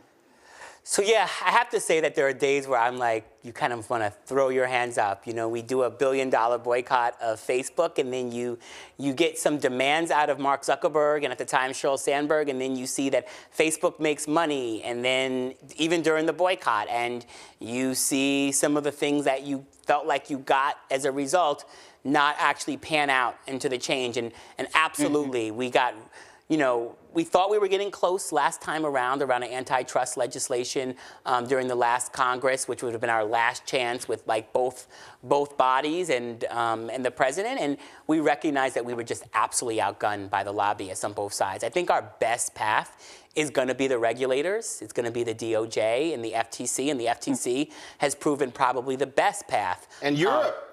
And Europe. Well, the trick about Europe is that, yes, Europe is actually doing things that are far better than where we're at. And they have a regulatory sort of history that, you know, in the United States, a lot of our ability to actually hold institutions accountable comes from the legislation. In Europe, their work is really about regulatory bodies, and they really empower regulators. And I've gone to Great Britain and actually testified specifically around when Rupert Murdoch was trying to buy up more media products, testified about the kind of Fox News issue with black folks in this country, and that was part of one of the reasons why he was denied access to buy more product, more sort of media platforms. So Europe is great. The trick about Europe, and this is what we all have to remember, is that Europe is coming out with rules, but Europe will use international human rights standards. And what that actually means is that international human rights standards oftentimes leave out race. So you will get policies that actually say you can't dehumanize based off of religion or based off of gender, and that's great. But you have a set of countries that don't even track race, most notably France. They don't even track or count racial demographics. It's actually illegal. And so you have sort of a history in Europe where they don't look at and think about, and their kind of relationship to civil rights looks different. And so while Europe's standards will change the companies in some ways, even the sort of Digital Service Act that came out of Europe, what it will do is that we will still, in the civil rights perspective here in the United States, still have to win victories, because so much about what's happening on these platforms is that the sort of technology that is supposed to bring us into the future is dragging us into the past. Reese? Hi, yes. My question is about, I know there's a lot of talk about the prevalence of racism and social media and how it's unchecked, particularly with Elon Musk now owning X. But I have seen, and I've been talking about this for years, how even when they do enforce the rules, or they call themselves enforcing the rules, it disproportionately harms Black users, Black content creators. Are you doing any work around trying to make sure that the rules are not weaponized to silence the voices of Black users and Black content creators on social media? Is that something that you've thought about? Yeah, we've been really involved in this. And so both during the racial equity audits that we've called for at Facebook, before it was Meta, and really worked directly with to try to engage that. We did a lot of surveys and engagement with Black users to try to really unearth stories that are exactly around what you're talking about. We actually hosted a forum in Atlanta with Black creators and Black users. This was a number of years ago. We actually brought Sheryl Sandberg to Atlanta. This was in the height of some of our back and forth campaign for her to actually hear directly from users and really hear the experiences of people being put in Facebook jail.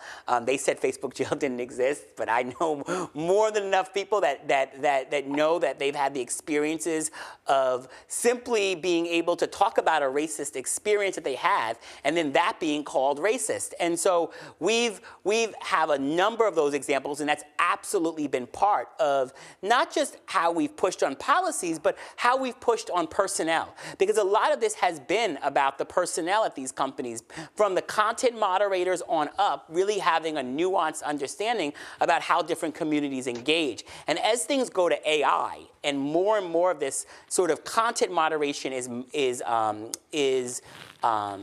kind of automated, we're only going to see more and more problems because it's going to be bad data in and bad data out. X and Elon Musk creates a real problem for us because it's a race to the bottom.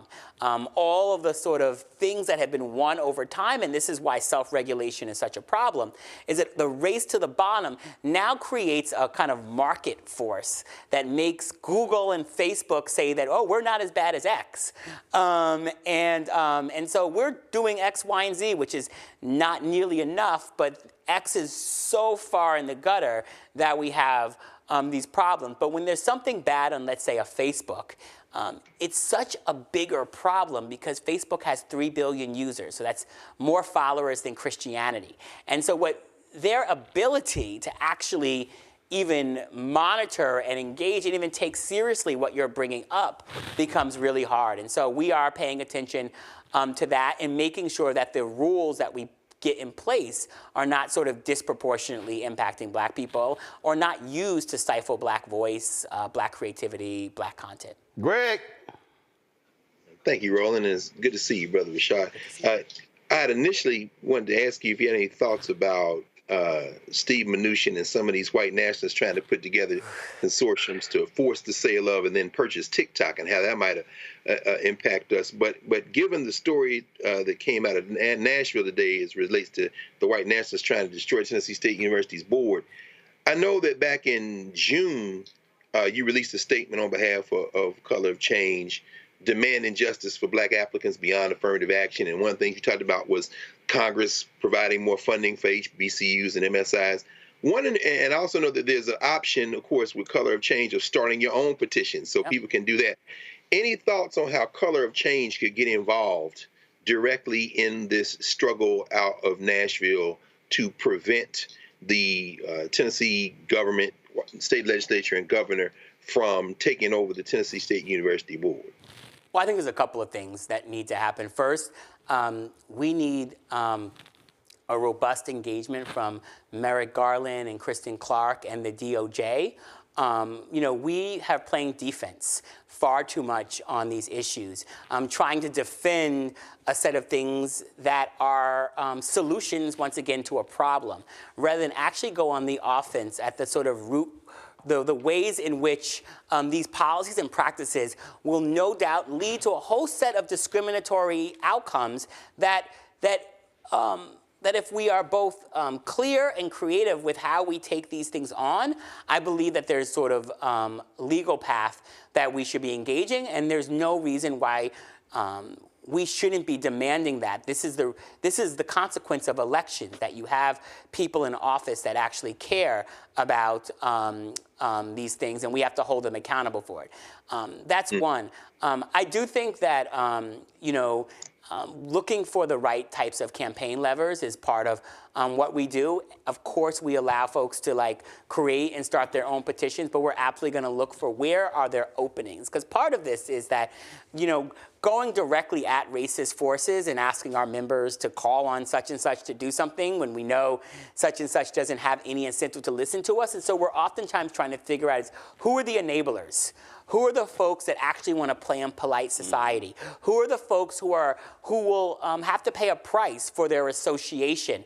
And that's part of what's kind of how we think about it. And so that will be part of the things that we're looking at, and that's part of the full range of what we're looking at as we think about these fights around the sort of weaponization of privilege and unearned opportunity and unearned access that's coming at us in the forms of attacks on DEI, but will be coming at us in the forms of all sorts of other things as well.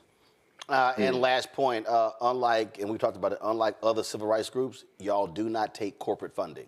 We don't take corporate funding, and that sometimes it makes it tough, when you're trying to close the books, but what it does do is it allows us to go directly at these companies. And so when we are sitting in the room, which we have with Elon Musk, when we're sitting in the room with Mark Zuckerberg, when we're sitting in the room with Sundar or at Google or any of these other companies, there's no staff member whose job is paid by that, and we're the only national black civil. To be the Negro whisperer. To be the one, yes. what tables to buy, stuff like that. Absolutely, and we're not coming back afterwards saying, hey, buy a table. And this is not to accuse any group of doing anything nefarious, but it's to say that it becomes very hard to hold companies accountable that you are taking money from. It just becomes very hard. Or if they're on your board of directors. Yes, and our job is to hold the line between real solutions and fake solutions. And even one fake solution that's coming about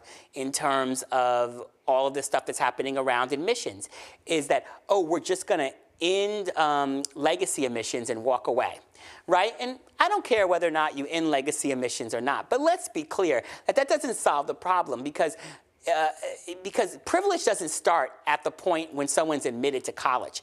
Privilege starts with how we do funding for public education from the beginning.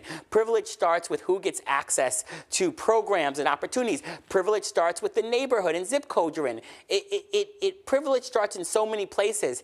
And so they know. This is why Republicans in Virginia supported the legislation to end legacy emissions, because they know that this is not just about the written rules, but it's about the unwritten rules of access and opportunity that far often will exceed the written rules. They will be the real rules. And so the unwritten rules of how corporate money has influenced the way that civil rights gets played out, and what we think that we need to do in order to make companies happy or on our side makes things incredibly hard for us to truly win.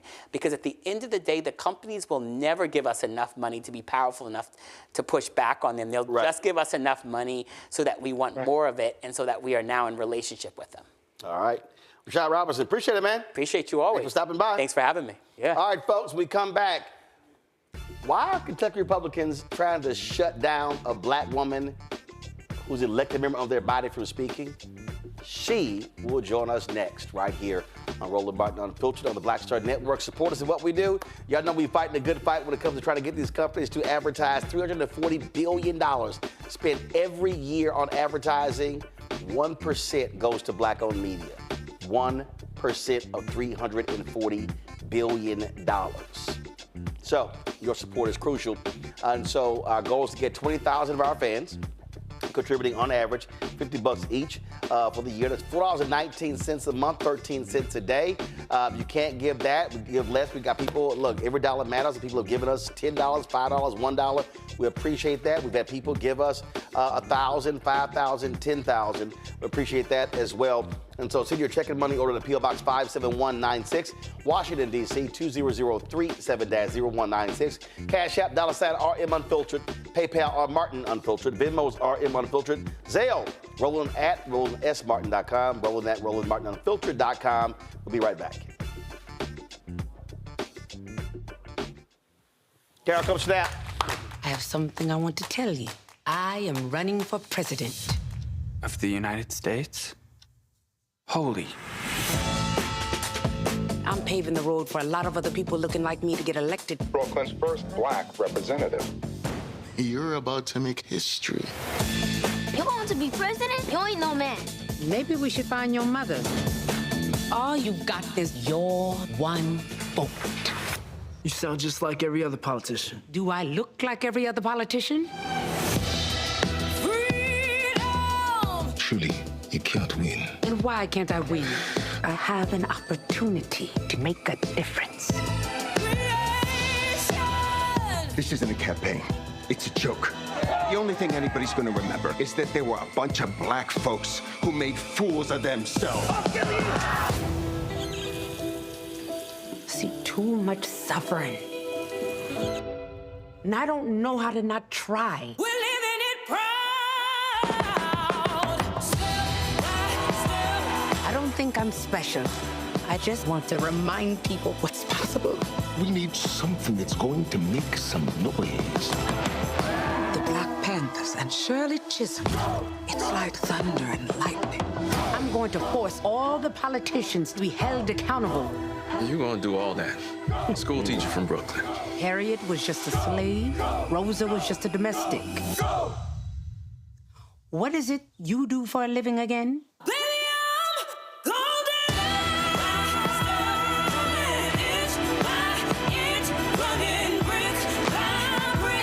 The people of America are watching us.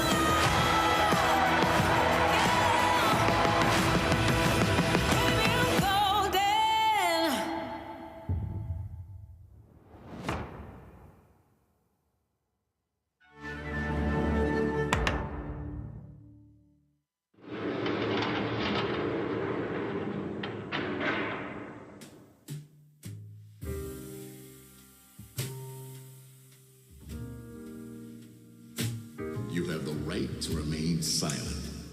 Anything you say can and will be used against you in a court of law.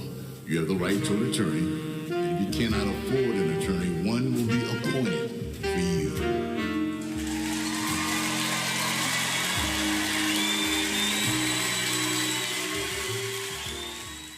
Hello, I'm Paula J. Parker. Truly proud on the Proud Family. I am Tommy Davidson. I play Oscar on Proud Family, Louder and Proud. Hi, I'm Jo Marie Payton, voice of Sugar Mama on Disney's Louder and Prouder, Disney Plus. And I'm with Roland Martin on Unfiltered.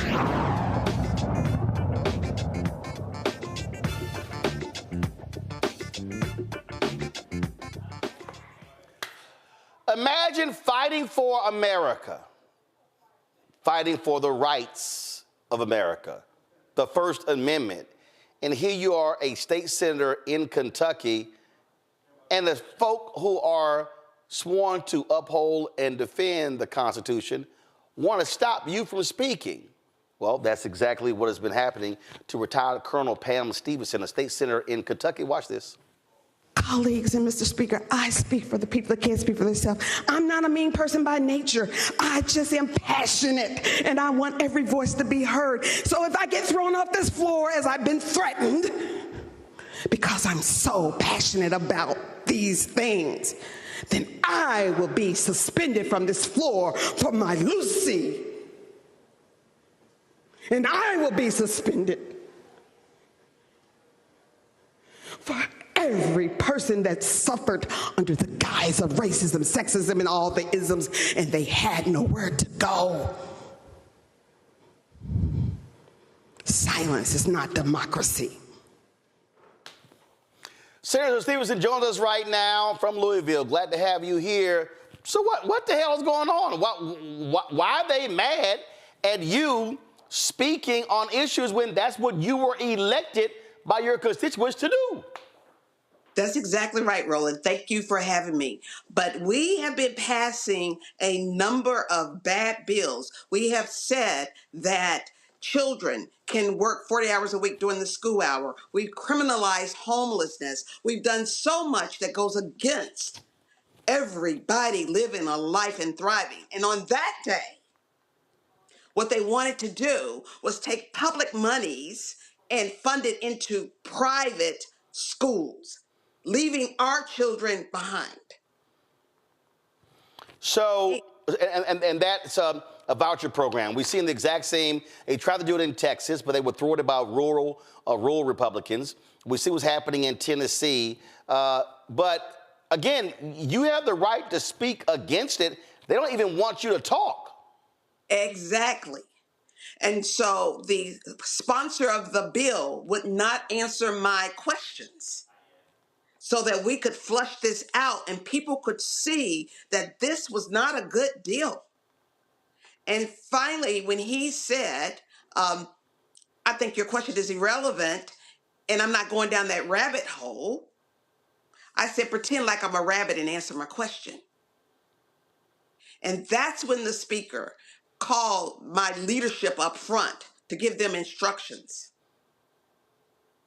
And after that, he called on someone else. And they let us know that because of my tone and my words, and especially if I would attack or say something bad about one of his people, he would suspend me for 5 days.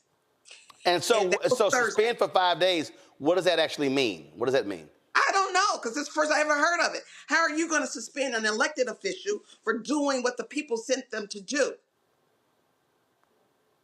So I don't know, but I was going to find out on Friday. We were going to do the diversity, equity, and inclusion bill. Right. And it was a hotly contested bill. We had a number of people speaking. And that was the clip you showed, where I want to make it very clear that I'm going to continue to speak. You might say you're going to suspend me in private, but I want the world to know that this is not democracy. No, I mean, look, we saw what happened in Tennessee when they expelled two black members, not expel the white representative. And they even have passed rules that if they want to stop debate, they could be in the middle of talking and somebody could actually raise their hand, and offer a motion and get second up. But you got to sit down and be quiet. So these people do not, for all of this talk about how they love America and America is this, that, they do not want to hear from black elected officials. No. And for me, was after serving 27 years in the United States Air Force, many of us, all of us, took an oath to the Constitution to defend it against enemies, foreign and domestic. And we never thought it would be domestic. And so when they sent me to the Middle East, when they sent me to Africa, when they sent me to fight for the promise of America, you're not going to shut me up in America. Right. I guess they wanted you to fight for that thing called the Second Amendment, but they wanted to skip that thing called the First. Thank you. Questions from my panel. Reese, you're first. Hi, Colonel Stevens. Thank you for your bravery. First of all, what's next if this suspension does occur, or is this just do you think it's an empty threat? Are you gonna keep pushing the envelope and see what happens? I am going to continue to speak the truth for the people that could not speak. I always tell the story about my grandmother Lucy, who dropped out of the 6th grade, was married at the age of 14, had 15 kids, and had no access to any of these systems. But she managed to save 10 cents a month to get an insurance policy so I could go to school. And she died early.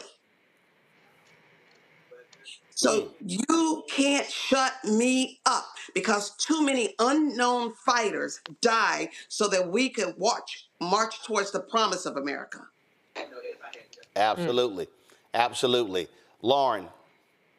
Yeah. So Colonel, nice seeing you. What are the rules? What are the rules in Kentucky? I once upon a time worked for the Lieutenant Governor of Virginia. And one day he showed up in the chamber and there was a memo on his desk saying that he had to truncate his speeches in a part of the day called morning hour, which is basically just greeting guests. And of course, I and his chief of staff read the rules of the Virginia Senate and found that there was nothing that can limit the speeches of the president of the chamber. And we met with the clerk and they never bothered us again. So I wonder, what are the rules in Kentucky? Can the chair in any way truncate your speaking, or did they just make this up out of whole cloth, and it's just arbitrary? In Kentucky, we have a supermajority, 80 Republicans and 20 Democrats. And essentially, they make the rules. They will stop the process and make the rules as we go along. They will stop the process if we speak too long, have a motion to have the debate shortened. They will turn off your mics They have total power to do what they think they should be doing. So they And can no, by make the up way, the most of it has rules. nothing to do with making sure that every child's loved, nurtured, and protected. They can, in fact, make up the rules to truncate debate in any way they want. It's arbitrary. Okay, thank you, Colonel. Great talking to you. Greg? Thank you, Roland, and thank you, Colonel Stevenson. Let me first compliment you on your library. That's not one you can build very easily. I see a lot of people. I see you a Chester Himes fan. I see Himes and Morrison, Zora Neale Hurston, Martin Luther King, Black Panther. That Eric Foner version is hard to find. So you can't fake a library like that. Let me just compliment you first of all on that. But you know, And my husband's gonna love it too. Well, and I know you're native of Louisville and a native Kentucky, and I was born and raised in Tennessee, right to the south. And I guess for this question I want to ask you is germane to that. Are the legislators in Kentucky as retrograde as the ones in Tennessee? Because it sounds like this whole idea of trying to make you be quiet, and I love how you name check your grandma. That was beautiful. It sounds like what they tried to do to the so-called Tennessee Three. Since they're moving with impunity, what possibility is there? We heard Rashad Robinson a moment ago talk about talking with people who at least want to act like they want to play by the rules. But it sounds like these boys don't want to play by any rules at all. And they sound like those Tennessee legislators. What is your, I don't even say the word hope. What's your strategy for dealing with these white nationalists that have now gone beyond so they can just act with impunity? How do you conceive this going forward? Beyond any rule change or any idea to silence you, what's your strategy and how can we be of assistance in surrounding and supporting you in it? Thank you for that question. I like that saying that hope is a small revolution. I'm dealing with my people who they've got to feed their kids. They've got 3 jobs. They don't have a living wage. They don't know what's going on. And they said, yes, we want you to go forward. So what I'm going to do is I'm going to continue to speak truth because that's what I'm paid for. Okay, I'm not really paid, but that's what I'm sent there for. Yes. I am sent there and I will continue to speak up and speak out. I've been speaking up and speaking out for the 3 years that I've been in the legislature. And I'm not going to stop because too many people in my district are watching and everywhere I go, people that I don't know say, thank you for standing up for us. Thank you for this. And I will make sure that I'm in an election year now, and that's not going to make me quiet. In fact, it's going to make me louder. Yes. Because the promise of democracy is for everyone, not just a chosen few. I always say we don't say a pledge of allegiance to the flag of the United States of America and to the republic for which it stands, one nation under God, indivisible, with liberty and justice for some. So I will continue to do what's necessary to make sure that we fight bad bills and make sure that every child, the elderly and the differently able, have a life that God wants them to have. I'm a pastor, so it's God. As the life that they were given. Well, I saw the video and I said, let's get her on. And hopefully folks now know that you are not going to be quiet and you're going to keep giving them hell. And so we love folks like that. I see what you're wearing. You wearing peaky green for a reason? Oh, I'm just checking. All right. I'm just, matter of fact, I was texting y'all last 4 presidents. And so I'll let them know that you on the show acting out, doing what's necessary. Well, I will say, let me tell you, Roland, and all the members of your panel, now is the time to lean in. That's right. Thank you for giving people information that they need to take action on. This is no game. If we go to sleep, when we wake up, there will be no democracy, no freedoms, no rights, no responsibilities. And if anybody wants to keep up with what I am doing, just Colonel Pam Stevenson on all the social media. All right, then. Well, look, we appreciate it. Keep up the good fight, and we're right there with you. And so keep us abreast of what happens in Kentucky, because every voice does indeed matter when it comes to this democracy, as some call this republic. Bottom line is we here, and we ain't going nowhere. Ain't going nowhere. And I have to say, hi, Mommy and Daddy. I still have my parents. Black folks will always do the shout out. That will always be the case. So tell your mother and father as well. My parents are still here, and they watch it right now too. Senator Stevenson, thanks so much. Bye-bye. All right, go folks. We're going to a quick break. We come back. Them white boys down in Mississippi who tortured them brothers. The last two got sentenced today. I bet they going, damn, why did we do that? And Vice President Kamala Harris gives a shout out to Grambling State for their big win in March Madness. We'll show you that phone call. You're watching Roland Martin Unfiltered on the Black Star Network. Terry and I, we couldn't play in the white clubs in Minnesota. It felt like such a,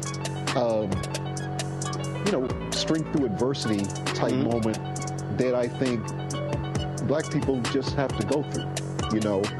We have to figure it out. Right. We make lemons out of lemonade. But there's a reason we rented a ballroom, did our own show, promoted it, got like 1,500 people to come out. Clubs were sitting empty. They were like, "Where's everybody at?" And I said, "They're down watching the band you wouldn't hire." So it taught us not only that we had the talent of musicians, but we also had have the talent of entrepreneurship. It wasn't like a seat at the table. It's like, no, let's build the table. That's right. We got to build the table. And, that's right. And that was the thing. And of course, after that, we got all kinds of offers. Of course. Right, to come play in the clubs. But we didn't do it. We said, no, we're good. No, we're good. We're good. And that's what put us on a path of national. And of course, when Prince made it, then it was like, okay, we see it can be done.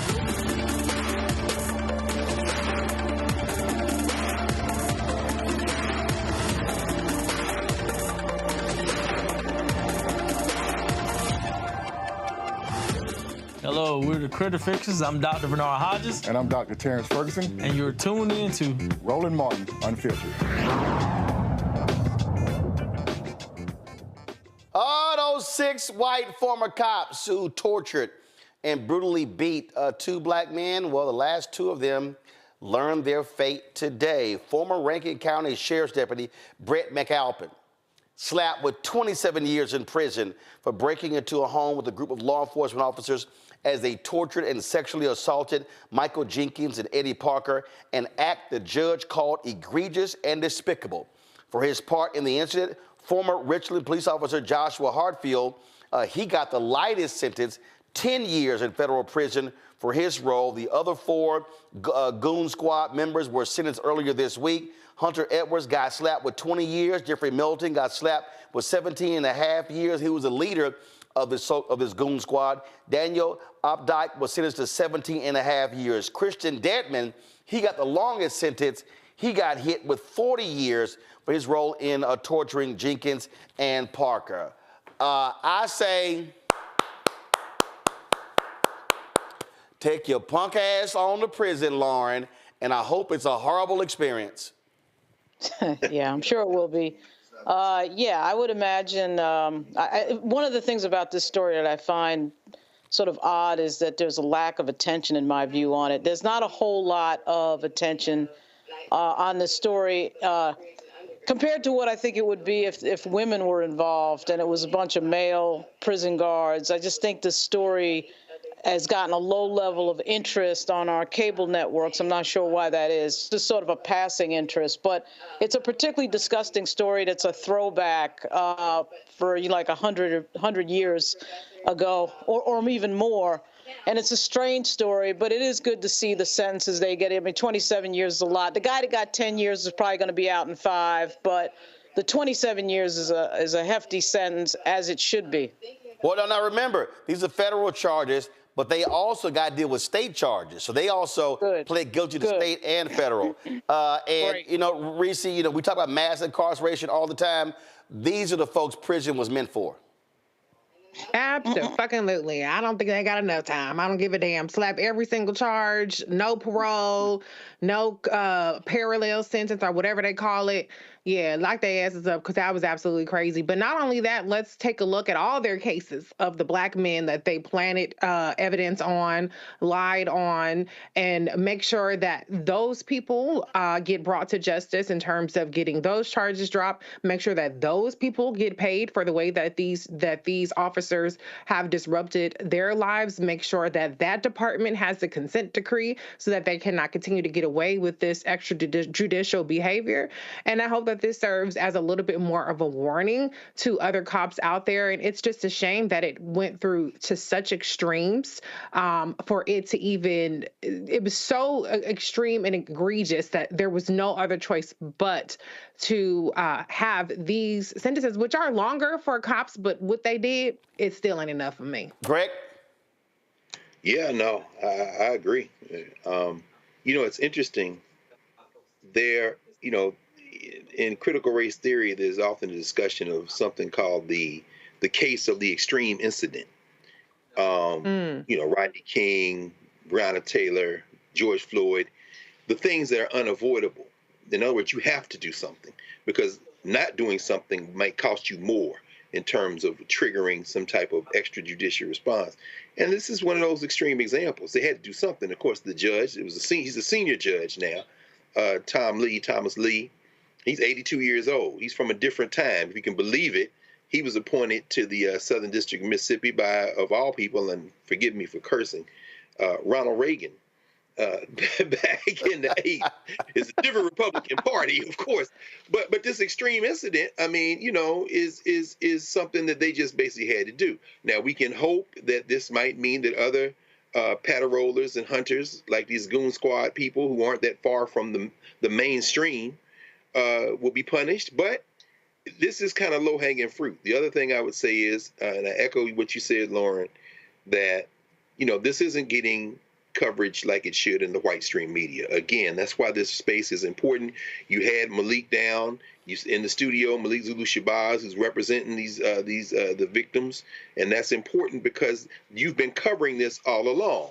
And of course, we know that I think that $40 million or $400 million lawsuit against Sheriff Brian Bailey in Rankin County is still active. So we might need to oh, there he is right there. Yes, sir. But that's why the Black Star Network is so important.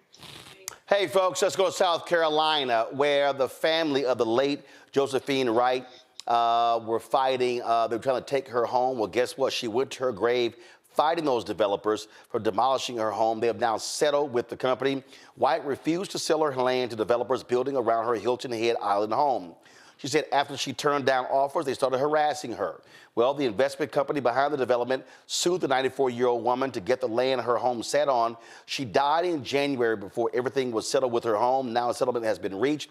According to South Carolina Public Radio, the settlement concedes that the Wright family owns the property in the middle of Bailey's Point's planned 29-acre neighborhood. The company cannot contact the Wright family about purchasing the land, and a privacy fence will be erected between the Wright family's land and the new construction. Don't forget, Tyler Perry had announced he was going to buy her a new home. He still plans on presenting those keys to the family. She died at the age of 94. Greg, I hate that she couldn't see this all the way through, but this is what happens when, damn that, you keep fighting till your last breath for what's rightfully yours. I tell you, Roland, it's tough, man. Tonight there's been an ongoing theme in all of these stories. The United States of America, Langston Hughes once wrote, America never was America to me, but this is how America will be. God bless Langston Hughes. I could give a damn about the place. But what we're fighting for is self-determination. That property has been in their family since the end of the Civil War. The betrayal of Black people in South Carolina, beginning with our forced relocation to this funky settler state, but then during the Civil War, the betrayal of land by the Union Army, and then Lincoln, and then Johnson, and the federal government during Reconstruction. The fact that anybody Black in South Carolina has any land at all is a testament to our iron will and resolve. And that property on Hilton Head where these white developers have gone in and basically tried to carve out paradises. Places like Kiowa Island, where Tim Scott was down on one knee in a cosplay proposal. Have we heard? Have they set a date yet? Anyway, on a beach not far from where Nikki Haley has a mansion on Kiowa Island. All that land used to be black people. And when they betrayed them, that is where the 40 acres and a mule promise was made. So Sister Wright is an ancestor now. And if these people come sniffing around 100 years from now thinking they're going to do something, she liable to rain fire on them from the ancestral realm. So it doesn't matter that she made physical transition. At the end of the day, we will triumph. Why? Because our will is stronger than yours. He tried to kill us, and we're still here. So that should tell you what's going to happen next. You know, Lauren, there's a lot of folks who are younger when they get family land or homes passed down. They don't want to deal with it. They want to sell it and move on. We saw that happen with a lot of folks who had brownstones in Harlem. And then when the prices blew up, what was $200,000 and $300,000 was being sold for $3 and $4 million. And Chuck D talks about it all the time. God ain't making no more land. Yeah, that's right. It's a big mistake selling family property. Huge mistake. And I'm so glad to say that my family has something in Brooklyn that's pretty valuable because of my grandmother. And it's hard to get that land. It took 3 people for my grandmother to get it in the 1950s. And then on my mother's side, she has a house in Virginia. And it's just really hard to get that land back once it's gone. And the arrogance of these companies, the arrogance of these corporations to think that they can come along and take somebody's house or move somebody's house or whatever it is incredible. So I'm glad that she fought that. And shout out to Tyler Perry for getting involved in that. Reese? Yeah, I mean, this is one of those things where, the narrative about pick yourself up by your bootstraps and, people wonder why there's a wealth gap and even a generational wealth gap between Black and white families. Because we are targeted. We're systemically targeted, and the system is typically on their side. But for the negative publicity that this generated, but for the likes of Tyler Perry and others who have massive platforms getting involved and coming to her defense, this would be another elderly Black woman taken advantage of and rolled over by the system. And so this is still happening throughout the country.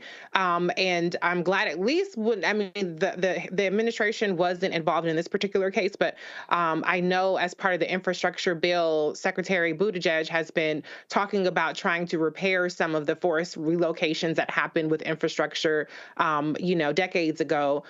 But we still up against a tough system. So kudos to any family that can manage to hold on to valuable land or familial land. But we also have to recognize that a lot of people are up against very powerful forces, and not being able to defeat those forces is not a deficiency on their part. Indeed. All right, folks, we're going to close this show out with this. Other night, y'all see me rocking the Grambling State tracksuit. They gave me this when I visited. Well, the other night, they had the play-in game. That's where they always stick the HBCUs. And all of these prognosticators were like, oh, Grambling State, y'all should just be happy. Y'all made it. They played, who was it, Montana State? They played Montana State. Well, it went to overtime, and Grambling State beat Montana State 88-81. That's a $2 million win for the SWAC when it comes to that game, which they'll get over the next several years. And so folks have been talking about this. But not only that, didn't Alabama A&M win their game? Alabama A&M won their game as well. Well, the Vice President of the United States put in a phone call to the Grambling State head coach. Here it is. To the glass. Yes, ma'am. You all killed it last night. Let me just tell you something. Is the team there? Yes, they here.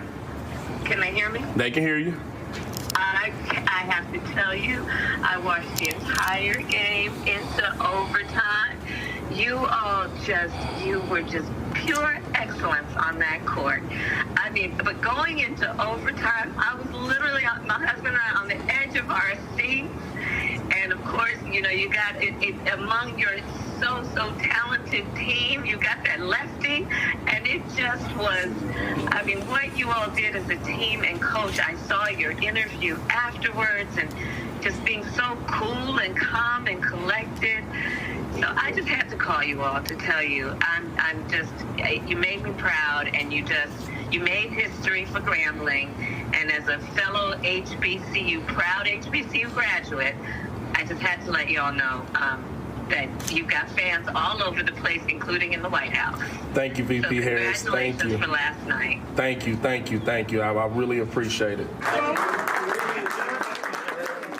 So Alabama A&M, they were in the collegeinsider.com postseason tournament. Grambling State were in March Madness, and they were they're the 16th seed, so they now play Purdue, the number 1 seed, and a whole lot of folk, Reese, with egg on their face because they just assume, oh, this SWAC school. In fact, I'll try to find it, one of the ESPN folks said, for the SWAC school, just making the tournament, you should feel like that's like winning the championship. No, it's not. Well, because the winner of the championship win multiple millions. Right. I mean, bet on black. I know that they might have been the underdogs, but they came to fight and they won. And I'm happy for it. I'm glad to see HBCUs, getting past the first round, because a lot of times it is just like a participation trophy. People try to act like they're there just to color the brackets a little bit with HBCUs, because most of the teams got black people. But I'm happy that they made it through, and I'm happy, Vice President Kamala Harris is a big basketball fan and a big HBCU fan, so it doesn't surprise me at all that she reached out to offer her congratulations. Lauren? Unlike President Obama, the Vice President is in fact a big HBCU fan. That's nice to see her call them, and Grambling is great. And, Reese is right. Usually it's like everybody is just sort of happy to be there. People put them on the bracket because they're happy to be there. So it's great to see them win, and hopefully they'll win again. We'll see.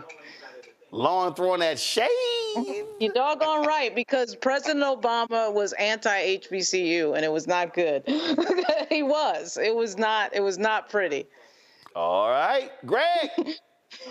Thank you, Roland, and thank you for saying that, Lauren. But that contempt, as far as Barack Obama is concerned, and me, that contempt is mutual. So it's all good with the chocolate wonder. But basketball is I think this is very instructive for us. I'm a big fan of the women's game. So, I love Dawn Staley and lived in Philly for 17 years. So, out of Dobbins High School, won everything that can be won in the game, and is now leading her undefeated team in to break the backs of some of these beautiful stories, like maybe they'll run into Iowa at some point and snatch that fairy tale down. And they've already vanquished Connecticut, apparently, over the years. Gino is mad as hell up there in stores. But guess what? You'll have to get over it. That having been said, I'm saying this. All of these black athletes who have filled the coffers, particularly behind the cotton curtain, that fiasco that happened at your alma mater with the sister, and then you made the call on this network for black athletes to reconsider Texas A&M until it's time to do something different. Apparently, the idea that Negroes can get 2 nickels to rub together so pissed off the coach of the University of Alabama football team that he decided to retire rather than give up his plantation. And all of that is in football. But basketball is a different story. I'm sure we all remember Fang Mitchell, at Coppin State. You can put together a squad and make a run in the NCAA in basketball quicker than you can put together a squad in football and get involved in them plantation level events. I think women's basketball in a state like, Florida, where some of these athletes might decide not to play for the University of Florida or Florida State and go perhaps to Florida A&M, or perhaps in Alabama where they decide not to go roll Tide and maybe roll over to A&M or Alabama State. Or if in Louisiana, instead of going to Louisiana State, hey, ain't nothing against Baltimore's finest, the Bayou Barbie, but instead of banging shoulders with the 6'7" Brazilian on the University of South Carolina's team, maybe you decide instead of LSU to go to Southern. I think you might be able to see, this may be one of the unintended consequences of all these hillbillies acting crazy in their legislatures behind the cotton curtain. If some of these women athletes decide to go play basketball at some of these HBCUs, a phone call like that won't be something that you see so infrequently. Absolutely.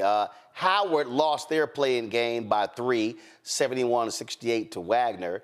But on Saturday, folks, tune in because the Jackson State women's basketball team will be playing Connecticut at noon, and this was their reaction when they got selected for March Madness.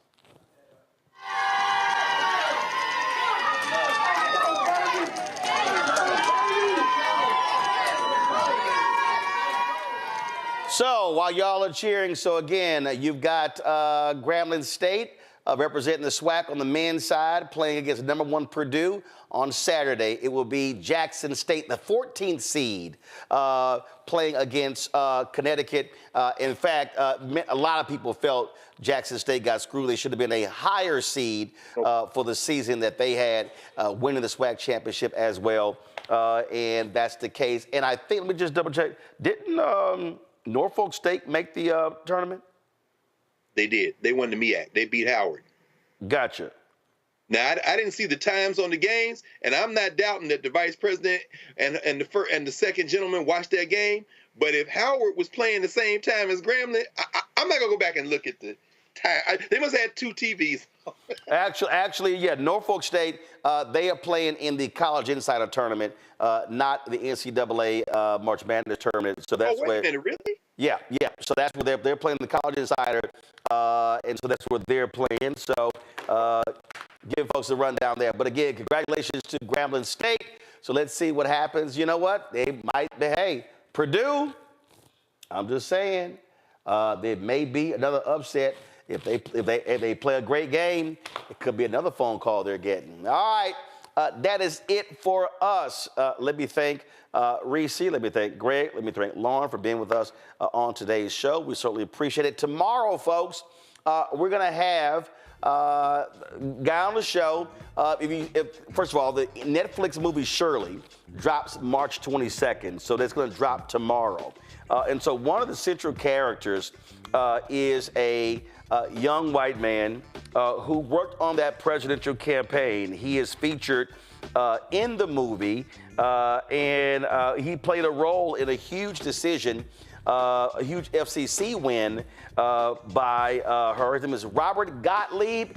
Well, the real-life Robert Gottlieb will be joining us tomorrow right here on Roland Martin Unfiltered to talk about what it was like to work on the presidential campaign of Shirley Chisholm. He also worked in her office as well, so we're looking forward to having that conversation. And don't forget, folks, again, Shirley drops on Netflix tomorrow. We appreciate that. Folks, that's it for us. Be sure to, again, join our Bring the Fuck fan club. Your dollars make it possible for us to do the work that we do. You see the stories that we cover. Other folks don't cover this stuff, but we don't have time worrying about what mainstream media won't do. We focus on what we can do. Send your check and money order, P.O. Box 57196, Washington, D.C., 20037-0196. Cash App, $RM Unfiltered, PayPal, R Martin Unfiltered, Venmo, RM Unfiltered, Zelle, Roland at RolandSMartin.com, Roland at RolandMartinUnfiltered.com. Don't forget, download the Black Star Network app. Y'all, come on now. We're close to 100,000 downloads. Let's make it happen. Send your, go ahead and download Apple phone, Android phone, Apple TV, Android TV, Roku, Amazon Fire TV, Xbox One, Samsung Smart TV. You can also watch our 24-hour, 7-day-a-week streaming channel on Amazon News. So if you go to Amazon Fire TV, you can go to Amazon News and watch our channel there. You can tell Alexa, play news from the Black Star Network. Also, Plex TV, Amazon Freevee, Amazon Prime Video. And don't forget, get a copy of my book, White Fear, How the Browning of America is Making White Folks Lose Their Minds, available bookstores nationwide. Be sure to get the audio version on Audible. All right, folks, that's it. I appreciate y'all being with us. I'll see you tomorrow right here, Roland Martin Unfiltered on the Black Star Network. Holla! Black Star Network is here. Oh, no punch! I'm real revolutionary right now.